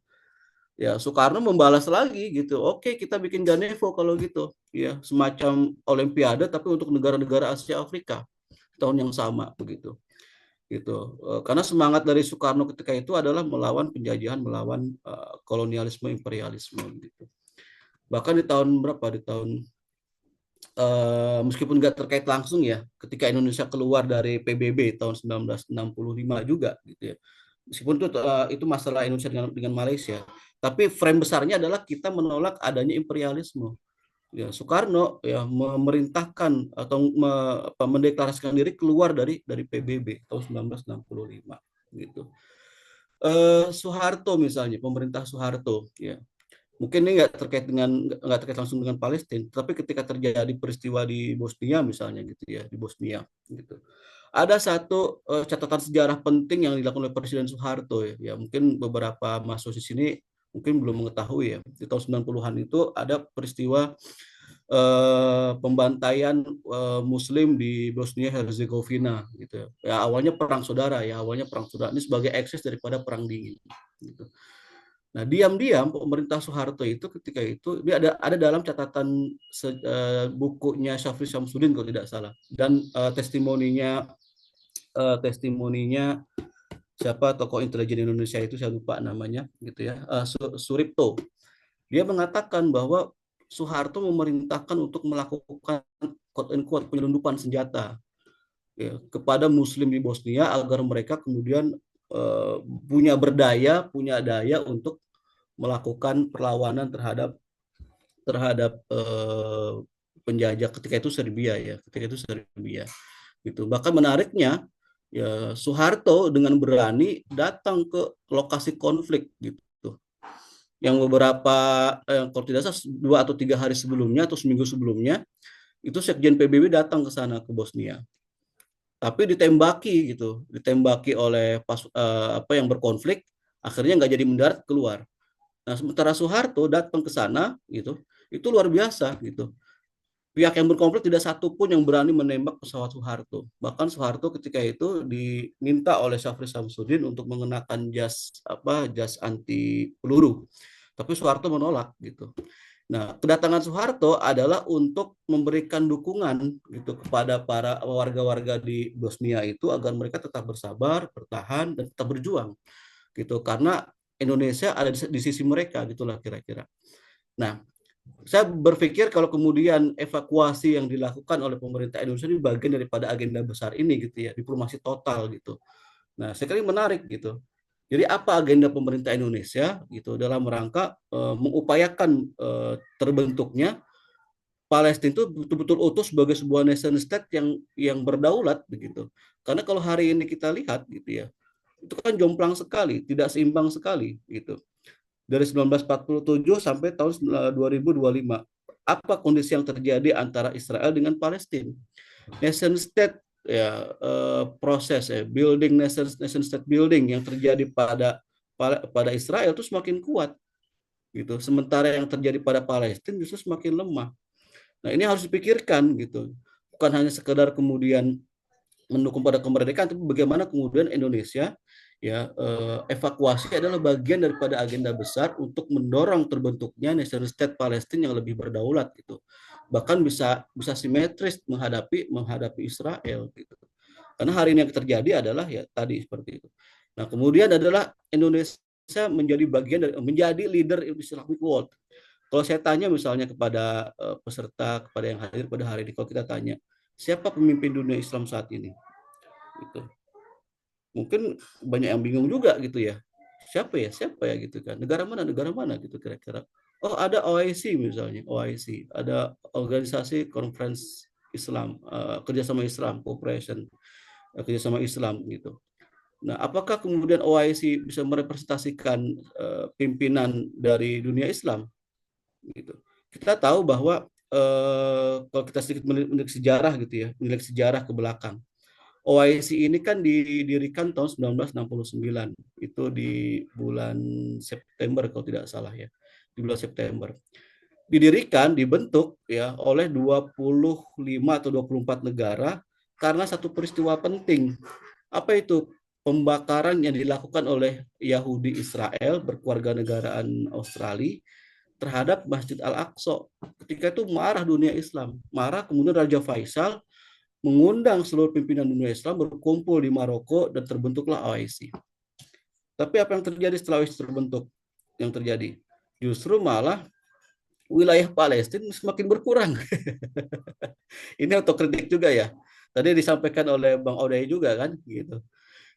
Wilayah Palestina juga semakin berkurang dari resolusi 18147 sampai 2025 gitu. Loh, piye toh gimana toh gitu kan. Nah, kalau kemudian kita tanya siapa pemimpin dunia Islam saat ini sebetulnya gitu. Nah, Dalam hal ini menurut saya, ya kalau misalnya Indonesia punya agenda besar, punya program besar terencana gitu dalam kemerdekaan Palestina, nah Indonesia ya mungkin sebaiknya bisa mengambil alih quote and quote gitu ya, leader dari Islamic World ini. Kenapa? Karena Indonesia punya, pertama ya Indonesia aktif dalam bantuan kemanusiaan. Yang kedua, Indonesia sebagai negara Muslim terbesar di dunia saat ini ya, nomor dua Pakistan. Beberapa tahun ke depan kita akan disalib oleh Pakistan, gitu. Nah, dan kita ya selama ini dianggap sebagai negara yang ya cukup cukup berimbang antara timur dan barat, gitu. Dan Palestina adalah negara yang pertama kali mengakui kemerdekaan Indonesia. Maka menurut saya sebagai mungkin balas budi atau apa gitu ya, mungkin ada baiknya gitu kalau pemerintah Indonesia dalam hal ini hari ini adalah Prabowo misalnya gitu mengambil alih itu gitu. Saya sungguh ter terenyuh lah ketika Wakil Menteri Luar Negeri kita, Menlu kita ya, Indonesia beberapa waktu lalu, mungkin juga beberapa peserta di sini juga menyaksikan bagaimana pidato beliau di pertemuan waktu itu D8 yang tidak salah ya. Yang dia mengatakan bahwa Palestina adalah kita, Palestina adalah kita, dan pidato itu di replay di banyak channel, bahkan di beberapa stasiun channel di Timur Tengah begitu. Nah, itu 2000 berapa di bulan Februari tidak salah ya, Februari atau Januari 2025. Nah, seandainya kemudian itu ditindaklanjuti dengan agenda-agenda berikutnya dari pemerintah Indonesia untuk menunjukkan bahwa kita memang serius dalam rangka membentuk kemerdekaan kedaulatan Palestina, itu akan luar biasa. Kita menjadi leader daripada Islamic World gitu. Nah, kalau ini dilakukan, menurut saya evakuasi itu seharusnya bukan sesuatu yang harus diperdebatkan gitu. Kenapa? Karena itu bagian daripada agenda besar untuk menuju Palestina merdeka secara total sebagai nation state gitu. Tapi kalau kemudian evakuasi itu hanya dipandang responsif dan seterusnya, ya inilah tadi yang terjadi yang disampaikan oleh Bang Farhan. Ini jangan-jangan ada yang bisikin nih gitu dari Amerika dan seterusnya gitu. Malah menjadi kontraproduktif, gampang dikeluarkan warganya, tapi pas dikembalikan jadi susah gitu. Kenapa? Karena semuanya diblokade gitu, lewat Yordan tepi barat oleh Israel, lewat Rafah oleh Mesir gitu. Nah, ini harus menjadi perenungan, menjadi pertimbangan bagi pemerintah begitu kira-kira. Sebetulnya ada banyak hal lagi yang saya sampaikan terkait dengan masalah Palestina, tapi untuk sebagai awalan saya kira itu saja mungkin ya Mas Dwi, menambahkan dari apa yang sudah disampaikan oleh Bang Oday dan Bang Farhan gitu ya. Mudah-mudahan bermanfaat gitu. Assalamualaikum warahmatullahi wabarakatuh. Terima kasih. Baik, terima kasih Pak atas materinya. Karena ketiga pembicara kita sudah memaparkan materinya ya teman-teman. Untuk itu saya pikir sesi tanya jawab bisa dibuka untuk saat ini. Mungkin bisa Ya, 3 pertanyaan dulu. Boleh jika ingin bertanya, ditujukan kepada siapa pertanyaannya. Terima kasih. Boleh ke Bapak Sofyan Hadi, Pak. Sofyan Silakan, Hadi. Pak. Ya, terima kasih atas kesempatannya. Yang saya ingin bertanya ini kepada mahasiswa ini yang tahu persis di Mesir gitu kan. Kalau kita lihat Irlandia, itu kan pemerintah dan masyarakat rakyatnya itu mendukung penuh Palestina. Karena mereka membenci Inggris dan Inggris pintu masuk orang-orang Yahudi Eropa ke Palestina, ya kan? Nah, pertanyaannya, oke, kita tahu Presiden As-Sisi sekarang ini berbeda dengan Mubarak yang lebih prihatin terhadap Palestina.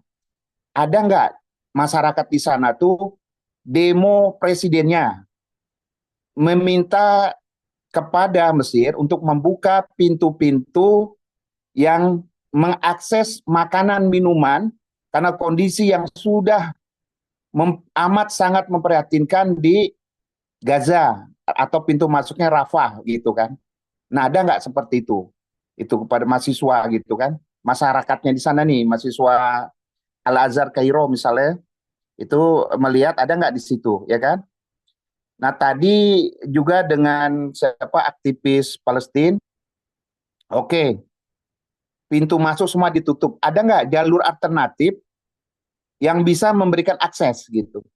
Karena kita di Indonesia, apalagi bulan Ramadan kemarin luar biasa gencar sekali kita memberikan infak terbaik untuk Palestina gitu. Termasuk kita juga memberikan di Riau ya, Riau Indonesia ini memberikan akses untuk bantuan tersebut gitu kan. Nanti pertanyaannya bisa nggak gitu? Karena yang musim ini bertanya sudah sejauh mana infak yang diberikan gitu. Walaupun mereka yakin bahwa kontribusinya itu memang nyata dan terrealisasi dengan tepat. Hanya masalahnya timing tadi tidak tepat gitu, ya kan? Nah, terus kalau kita tengok memang persoalan Palestina yang betul-betul nyata ini hanya Soekarno kalau menurut saya. Kalau apalagi sekarang ini kita bingung juga nih gitu. Di dalam negeri kita bingung apalagi di luar negeri gitu kan. Ya. Yeah. Soekarno tahun 1962 jelas ya, selama kemerdekaan Palestina belum diserahkan oleh Israel, Indonesia berdiri tegak menentang penjajahan tersebut. Jelas sekali. Bahkan 1957 playoff terakhir melawan Israel ya. Tapi karena pertandingan terakhir itu melawan negara penjajah, akhirnya dalam sejarah Indonesia yang paling dekat dengan Piala Dunia akhirnya dibatalkan. Indonesia menarik ya, Presiden Soekarno menarik timnas dan tidak sudi melawan negara penjajah. Sehingga di Swiss Indonesia tidak bisa ikut serta tahun 1958 yang dimenangkan oleh Uruguay gitu. Tadi juga kita menjadi negara pertama yang mendukung Indonesia, Palestina. Bahkan sebelum proklamasi, seingat saya 6 September 1944, Palestina memberikan dukungan. Bahkan ini masih ada silang pendapat apakah setelah merdeka atau sebelum merdeka, saudagar kaya di Palestina, Muhammad Ali Tahir, menyerahkan seluruh uangnya di Bank Arabia. Di rekening Arabia di seluruh. Kemudian setelah proklamasi, Indonesia butuh dukungan pernyataan kemerdekaan dari negara lain, Mufti Palestina Muhammad Amin Al-Husaini bersama Kiai Haji Agus Salim dan Abdurrahman Baswedan, kakek dari Anies Baswedan, melobi negara-negara lain. Akhirnya Mesir, negara pertama setelah Indonesia merdeka atau setelah proklamasi menyatakan kemerdekaan. Artinya harusnya kalau memang betul-betul sebagai leader, Pak Prabowo ya yang terhormat, dia bisa melobi negara-negara lain untuk memberikan dukungan penuh, khususnya kemanusiaan untuk memberikan akses makanan. Apalagi kita lihat pabrik terigu, tepung terigu itu untuk membuat roti berhenti. Kenapa? Pasokan bahan mentahnya nggak ada. Jadi kita sepakat tadi, memang timing dari Pak Prabowo dengan segala hormat, Bang kurang tepat. Terima kasih atas kebersamaannya dan mohon maaf atas salah dan hilaf. Assalamualaikum warahmatullahi wabarakatuh. Waalaikumsalam warahmatullahi wabarakatuh, Bapak Sofyan Hadi, atas pertanyaannya dan juga pandangannya begitu. Untuk pertanyaan pertama, Pak Sofyan Hadi, ini saya kasih penjelasan terlebih dahulu bahwasannya mahasiswa yang menyelenggarakan ini adalah Himpunan Mahasiswa Islam dari Universitas Al-Azhar Indonesia yang berada di Jakarta, tepatnya Jakarta Selatan begitu. Jadi bukan mahasiswa Al-Azhar yang berada di Kairo gitu. Tapi ini kami anggap sebagai masukan bagi kami untuk mungkin di lain waktu, di lain webinar kita bisa mengundang mahasiswa Al-Azhar Kairo untuk berikan perspektifnya terkait isu Palestina dan juga yang Bapak pertanyakan. Pertanyaan kedua saya pikir lebih relevan jika ditujukan kepada Mas Oday Akhras, yaitu tadi pertanyaan adalah ada nggak jalan pintas atau jalur pintas gitu yang bisa diakses oleh aktivis begitu ya Pak, aktivis-aktivis yang berada dari luar Palestina untuk memberikan bantuan kepada mereka. Mungkin jika Mas Oday masih berada di dalam ruang virtual, boleh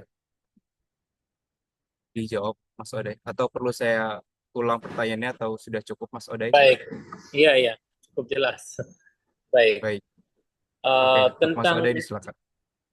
Baik, tentang pertanyaannya terima kasih. Pertama, seperti yang saya jelaskan tadi ya, selama 1 bulan 20 sekian hari atau ya hampir 60 hari ini, tanggal 1 Maret 2025 ini sampai sekarang semua jalur Rafah dan jalur Eris dan semua jalur yang ada antara Gaza dan Israel dan Mesir itu ditutup oleh Zionis, oleh Israel atas perintahan Netanyahu ya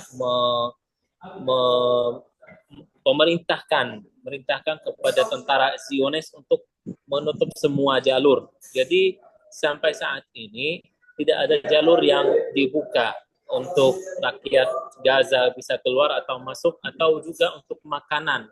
Makanan bantuan belum ada yang masuk satupun, makanan atau satupun botol air belum ada yang masuk sama sekali, ya. Dan itu hal bukan rahasia, ya, bukan hal yang disembunyikan, tapi justru berita ini hal yang dibangga oleh tentara Zionis Israel dan pemerintahnya. Beberapa hari yang lalu, Menteri Tahanan Israel namanya Israel Katz, beliau bilang, dia bilang bahwa sampai saat ini belum ada bantuan yang masuk ke Gaza dan tidak ada bantuan yang akan masuk ke Gaza kecuali para mujahidin membebaskan tahanan Israel. Jadi sampai saat ini belum ada bantuan yang masuk sama sekali ke Gaza, belum ada jalur. Tapi karena ya dari amanah yang mungkin saya sampaikan, ada satu berita kemarin saya baca juga dari sosial media, Salib Merah itu organisasi mengeluarkan sekitar 100 dari rakyat Palestina lewat jalur Eris antara Israel dan Gaza. Itu 100 warga dievakuasi dari Gaza yang mereka punya paspor di Eropa, negara Prancis, negara Belgia dan beberapa negara di Eropa. Ada yang dievakuasi sekitar 100 warga dari Gaza. Tapi hanya cuma itu saja selama 2 bulan yang lalu yang bisa keluar dari Gaza. Jadi selain itu nggak ada jalur sama sekali. Dan kita berharap jalur Rafah yang antara Mesir dan Gaza itu bisa dibuka lagi, karena itu nggak ada urusan Israel di situ. Seharusnya karena Mesir ya itu jalur antara negara Arab dan negara Arab, Palestina dan Mesir, harusnya bisa dibuka. Tapi dengan sedih hati, Israel bisa menekan Mesir, padahal negara Arab, negara Muslim, untuk tutup jalur Rafah dan bantuan tidak boleh masuk sampai sekarang. Makanya kita berharap itu bisa dibuka lagi, bantuan bisa dimasukin lagi. Ya sampai sekarang belum ada yang masuk apa-apa ke Gaza selama ini. Ya, terima kasih Mas Odai atas jawabannya. Tadi ada pertanyaan lanjutan juga Mas Odai dari Pak Sofian. Terkait tadi Pak Sofian bilang bahwa banyak juga masyarakat Indonesia khususnya gitu yang melakukan donasi terhadap warga Gaza dalam konteks ini. Dan maka melihat situasi yang tadi Mas Odai jelaskan, maka pertanyaan tadi kemana gitu donasi-donasi yang mereka berikan ini, melalui mekanisme seperti apa penyalurannya? Ya, kalau menurut saya dari pengalaman ada dua hal atau dua hal. Yang pertama, mungkin sebagian dari uang atau donasi ini bisa dikirim langsung ke Gaza. Caranya itu memang agak ribet, karena saya sebagai orang Palestina yang punya keluarga di sana, untuk kirim uang ke mereka susah, bukan hal yang mudah. Tapi tetap ada jalan, walaupun mahal dan susah dan agak ribet sedikit, kita harus kirim ke negara pihak ketiga seperti Turki atau Mesir atau negara baru ke Gaza, ya, dan pinnya dipotong banyak, tapi masih alhamdulillah bisa dikirim. Nah, ini yang pertama. Mungkin sebagian sudah organisasi yang ada di Indonesia sudah membeli bantuannya, sudah dikirim ke jalur Rafah atau ke jalur Eris dari Jordan, tapi bantuannya masih menunggu sampai sekarang untuk buka jalur Rafah. Dan kita lihat di sosial media ada ribuan truk yang mereka tunggu di jalur Rafah dan jalur Eris Jordan untuk masuk ke Gaza. Sudah numpuk beberapa bulan, sudah berbulan-bulan mereka tunggu truknya sampai ada bahan yang sudah expired. Mereka menunggu antri untuk bisa masuk ke Gaza, apalagi selama 2 bulan ini tidak ada yang masuk, jadi semakin lama antrinya gitu. Jadi mungkin dengan dua cara ini bisa kirim bantuan ke Gaza. Yang paling cepat yaitu kirim uang langsung ke warga Gaza biar mereka bisa belanja di sana atau beli bahan sembako. Tapi ya itu sekarang seperti yang saya tadi ceritakan bahwa bahannya sudah sangat naik harganya, barangnya sangat menipis dan belum tentu mereka bisa tarik tunai. Cash flow di sana sangat berkurang. Mereka menggunakan aplikasi saat ini, aplikasi namanya Bank Palestina, tapi itu banyak gangguan saat ini dan banyak karena sinyal di sana jelek dan tidak ada 4G, 3G seperti Indonesia, jadi ya mereka masih berusaha untuk menggunakan bayar online. Ya mereka, kalau rakyat Palestina alhamdulillah produktif, kreatif, selalu bikin solusi kalau ada masalah. Mungkin ini menjadi solusi bayar QRIS online di sana, tapi nggak semua bisa pakai itu dan hanya orang tertentu yang punya HP dan punya sinyal gitu. Mudah-mudahan segera insya Allah jalur Rafah bisa dibuka dan bantuan masuk lebih maksimal insya Allah. Amin ya Rabbal Alamin. Terima kasih Mas Odai atas jawabannya. Ya. Sudah sangat terjawab ya Pak Sofyan ya pertanyaannya. Menuju Ya, pertanyaan selanjutnya itu ke Dava Ibrahim yang sudah menggunakan fitur raise hand. Pada Dava Ibrahim disilakan.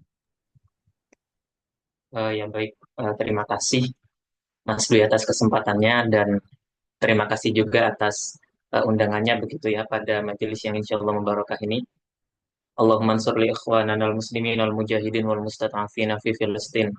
Doa saya selalu saya ucapkan untuk saudara kita di Palestina, mudah-mudahan segera menerima kemerdekaannya dan mudah-mudahan segera juga kita melihat sebagaimana yang sudah difirmankan di dalam Al-Quran, Inna fatahna laka fatham mubina.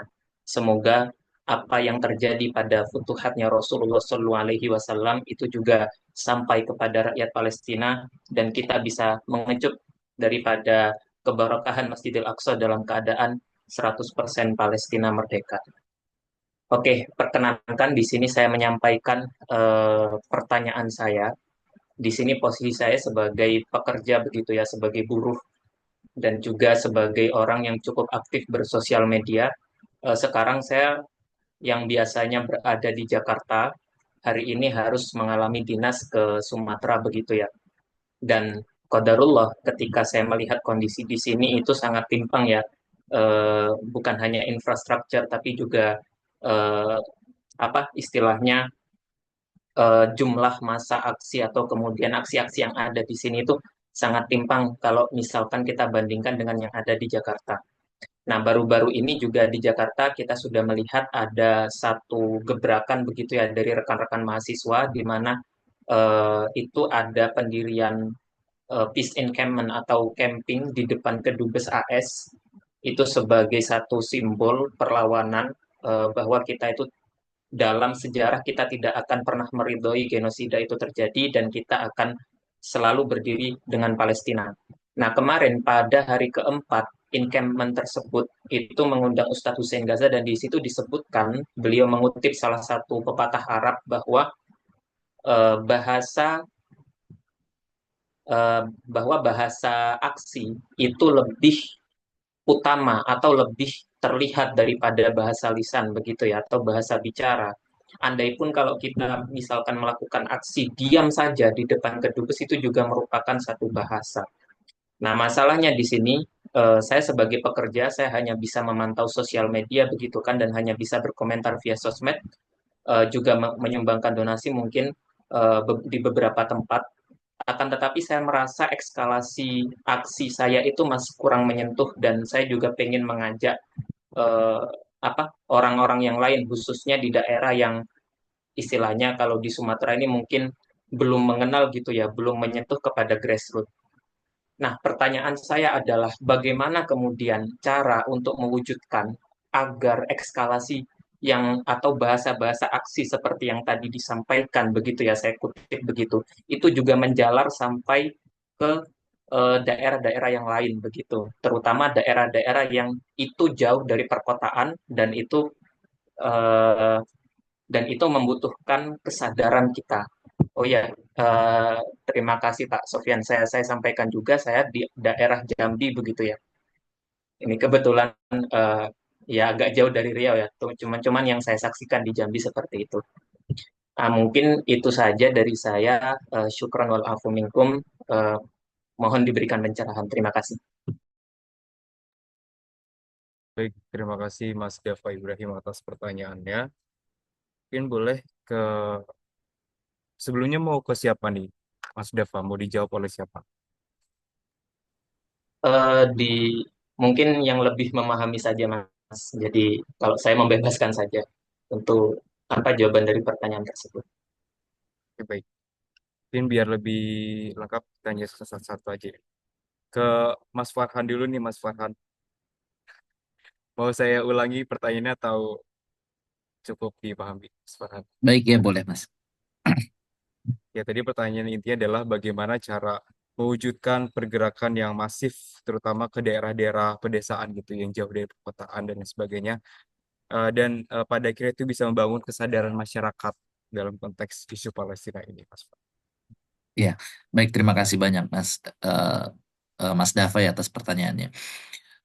Benar terkait dengan membangun awareness gitu ya, kesadaran terkait dengan Palestina ini, kami lihat salah satu cara yang paling baik adalah melalui khutbah-khutbah di masjid begitu ya. Khutbah Jumat begitu mungkin bisa uh, sesekali mengingatkan untuk kepedulian kita terhadap Palestina untuk selalu disuarakan.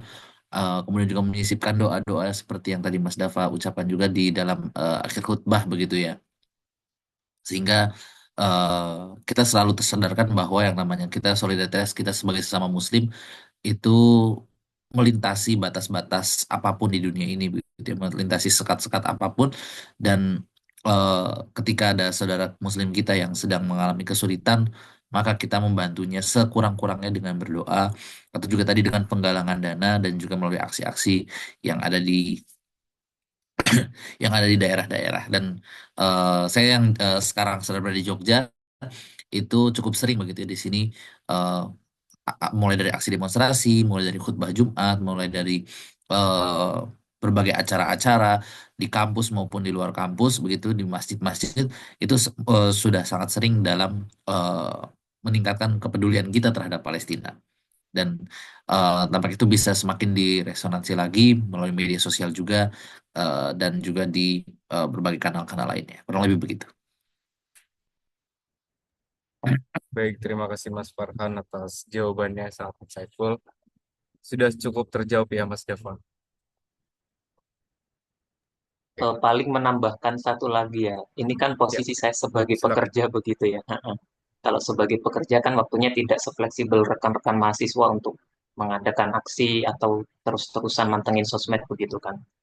Dan kami juga tidak ada serikat atau perkumpulan atau wadah yang menaungi untuk bisa melakukan aksi damai atau apapun itu ya, yang membuat kami itu bisa ada safe space untuk mengekspresikan hal tersebut. Nah, itu bagaimana ya untuk mengatasi hal tersebut? Karena ya saya yakin kalau sebenarnya banyak pekerja kayak saya itu pengen bersuara untuk Palestina, pengen berdiri secara fisik, cuman kami itu sering terkendala karena kami tidak ada serikat atau perhimpunan atau perkumpulan semacam itu. Nah, mungkin mohon dibantu pencerahan. Ya, baik, terima kasih Mas Dava atas pertanyaan ekstensinya. Boleh saya kembali ke Mas Farhan yang ya sesama milenial mungkin ya, yang bisa menjelaskan itu. Baik. Silakan, Mas Farhan. eh Ya, terima kasih juga Mas Di. Pengalaman kami bersama kawan-kawan kami yang juga bekerja di eh, banyak tempat, gitu ya, baik di perkantoran maupun di pabrik-pabrik, ya mereka menyuarakan Palestina itu mungkin ketika tidak bisa secara langsung hadir secara fisik begitu di jalan, ikut misalnya dalam menyumbang sebagian gajinya ke lembaga-lembaga yang bisa kita percaya untuk saudara-saudara kita di Palestina. Kemudian itu tadi juga melalui kegiatan-kegiatan di masjid begitu ya kan. Bisa jadi kita ada komunitas-komunitas di sekitaran rumah kita di masjid begitu. Kita bisa misalnya mengadakan kegiatan terkait dengan Palestina, atau misalnya tadi disisipkan dengan khutbah Jumat. Itu sudah pernah kami lakukan begitu ya, ketika saya mendapatkan amanah untuk menjadi khotib begitu di salah satu masjid di sekitaran kami tinggal. eh, Kami dititipkan pesan oleh eh, apa namanya takmirnya untuk eh, mengangkat tema terkait dengan Palestina. Dan menurut kami, eh, kita tidak bisa, mungkin tidak bisa sepenuhnya berkontribusi, tapi ya apa yang tidak bisa diraih sepenuhnya tidak perlu ditinggalkan sepenuhnya juga, begitu kurang lebih.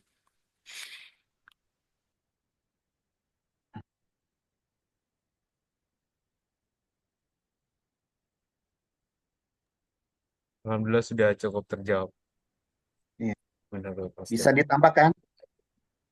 Ya, silakan Pak Sofian.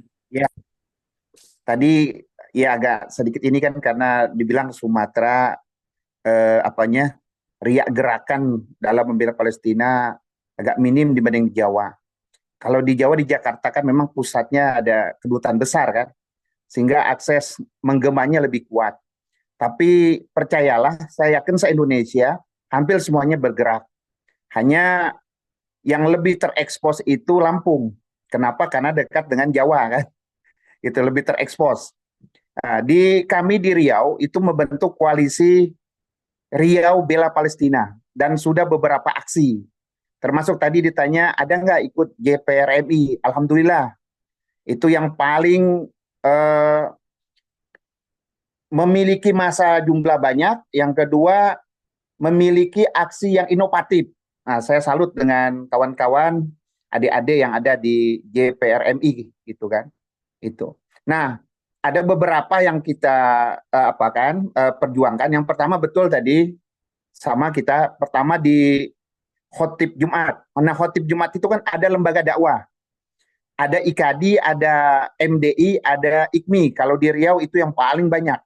Selain ada Ittihadul Mubalighin, ada di bawah Yusuf Kala, Pak Yusuf Kala, DMI ya, Majelis Dakwah Indonesia, ya DMI sekarang ya.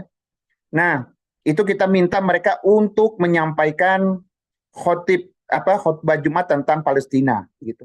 Hanya memang seperti MDI dia memiliki mitra masjid yang paling banyak, tapi agak sulit memang. Yang paling gampang itu IKADI ya, karena bisa bersinergi, berkolaborasi untuk memperkuat itu. Kemudian kalau aksi kita mengundang jamaah masjid. Jadi setiap masjid kita undang melalui grup maupun pribadi kan gitu. Secara pribadi. Lalu tadi bagaimana Pak Dava ada keterbatasan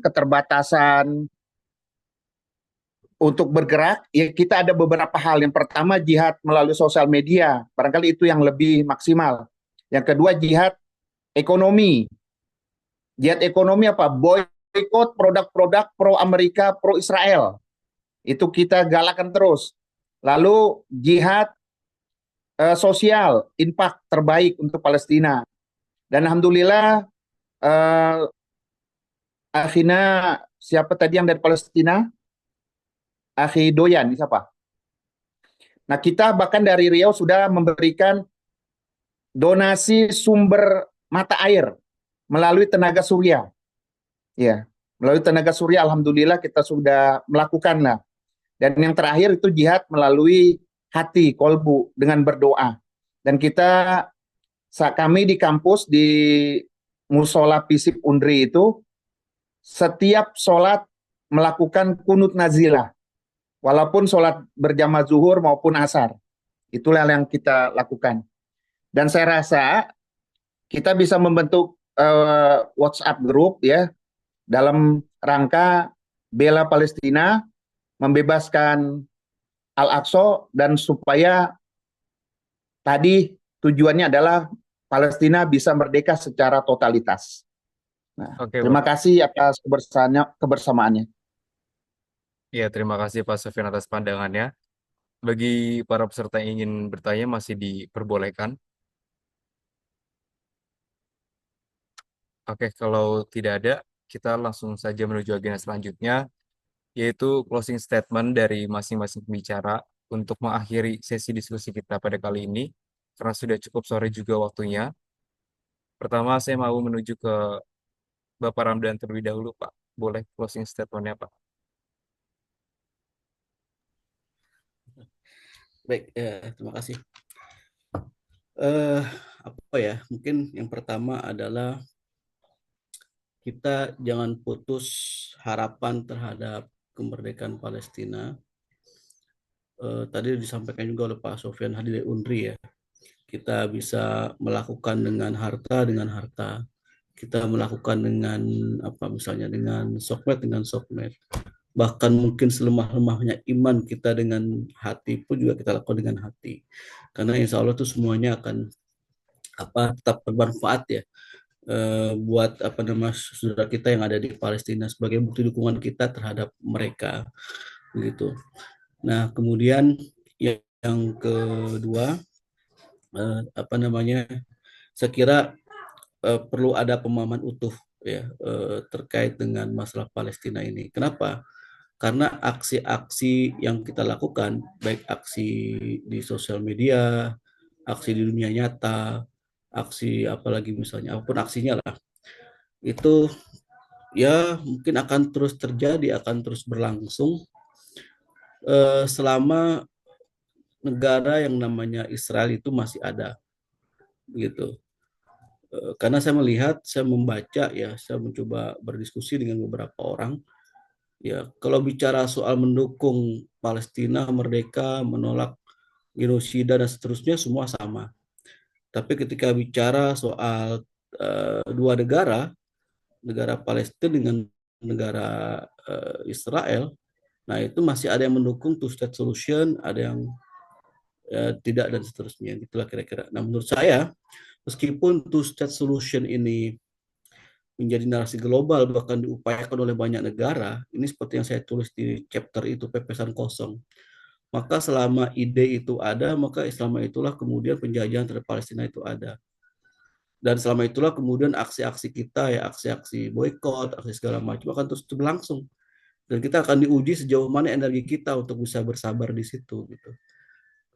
Padahal bagi Israel sendiri mereka menolak two state solution gitu.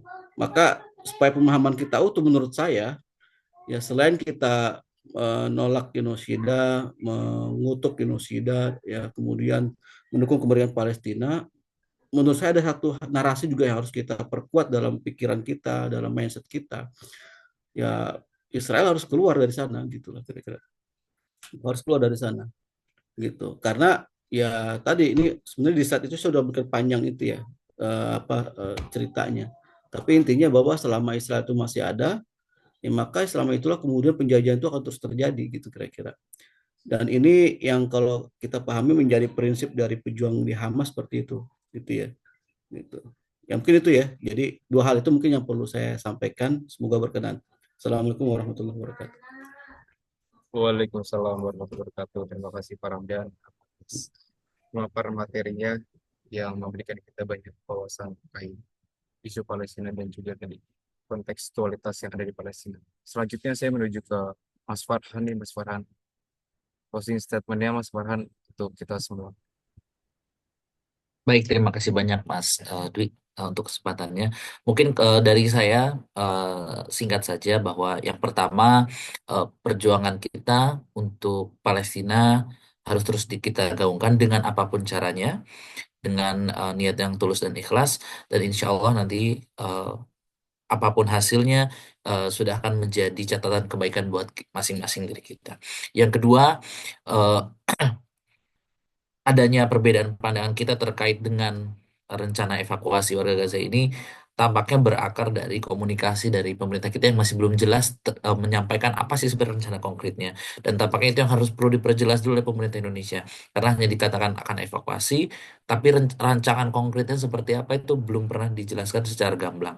Dan yang ketiga, eh, mari kita sama-sama berdoa begitu ya, agar apa apa yang dilakukan oleh Israel ini segera berakhir, dan saudara-saudara kita di Palestina mendapatkan kehidupan yang layak dan bisa menjadi eh, warga yang merdeka sebagaimana yang kita rasakan hari ini.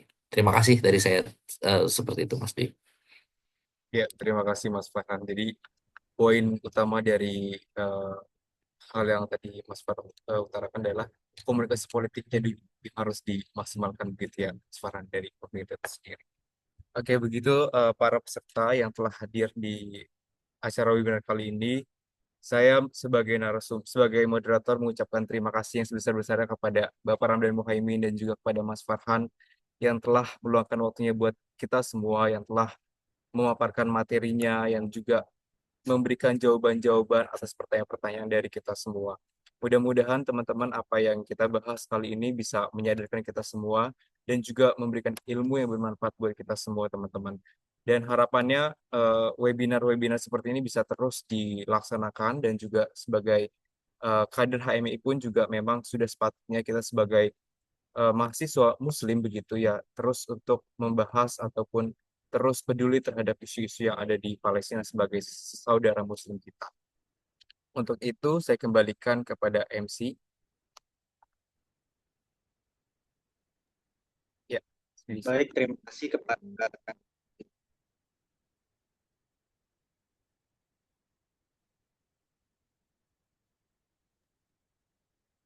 Maaf MC suaranya kurang nggak kedengeran di saya.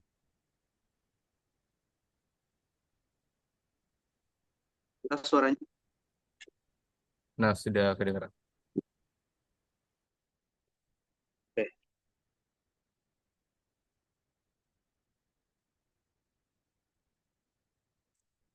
Terima kasih kepada Dwi Santoso sudah membantu sesi diskusi kita kali ini dan terima kasih kepada narasumber yaitu Bapak Farhan Abdul Majid, SOS MA selaku dosen hubungan internasional Universitas Islam Indonesia dan Tuan Oday Akras selaku aktivis Palestina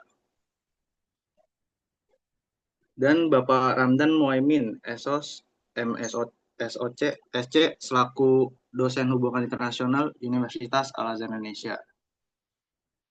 Dan untuk para narasumber akan kita kirimkan sertifikat elektronik. Akhirnya kita sampai di penghujung acara webinar hari ini. Kami berharap dari ruang virtual ini lahir semangat nyata untuk terus peduli, menyuarakan dan bergerak bagi saudara-saudara kita di Gaza. Bentuk solidaritas kecil apapun sangat berarti karena dari suara dan aksi kita harapan bisa terus menyala. Terima kasih kepada narasumber, moderator, dan seluruh peserta yang telah mendukung terselenggaranya acara ini. Saya Adi Wayu, pembawa acara, mohon undur diri. Wassalamualaikum warahmatullahi wabarakatuh. Semoga kedamaian cepat menyelimuti Gaza. Waalaikumsalam warahmatullahi wabarakatuh. Waalaikumsalam warahmatullahi wabarakatuh. Sebagai Waalaikumsalam informasi warahmatullahi penting wabarakatuh. kepada para peserta, rekaman Zoom ini akan ditayangkan atau akan diunggah di YouTube, di channel YouTube HMIWAI, dan info lebih lanjutnya bisa diakses di Instagram HMIWAI. Mungkin sebelumnya kita bisa foto dulu kali ya, sebelum menutup acara. Bagi para peserta, dimohon untuk menyalakan fitur kameranya. Kita akan melakukan tangkapan layar. Oke, saya hitungan mundur. Berikan senyum terbaiknya teman-teman. Dan bagi yang belum menyalakan fitur kamera, diharap untuk segera menyalakan fitur kamera. Oke, saya hitung 1, 2, 3.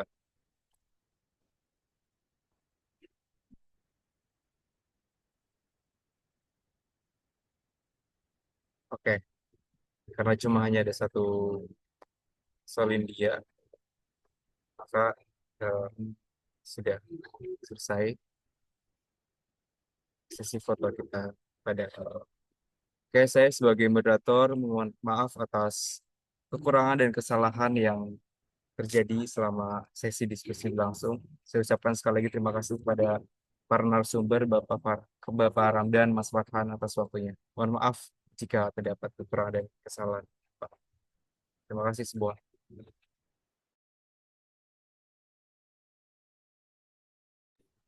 Terima kasih semuanya ya, Mas Dwi, Farhan, Pak Sufyan Hadi, dan semua peserta. Saya mohon izin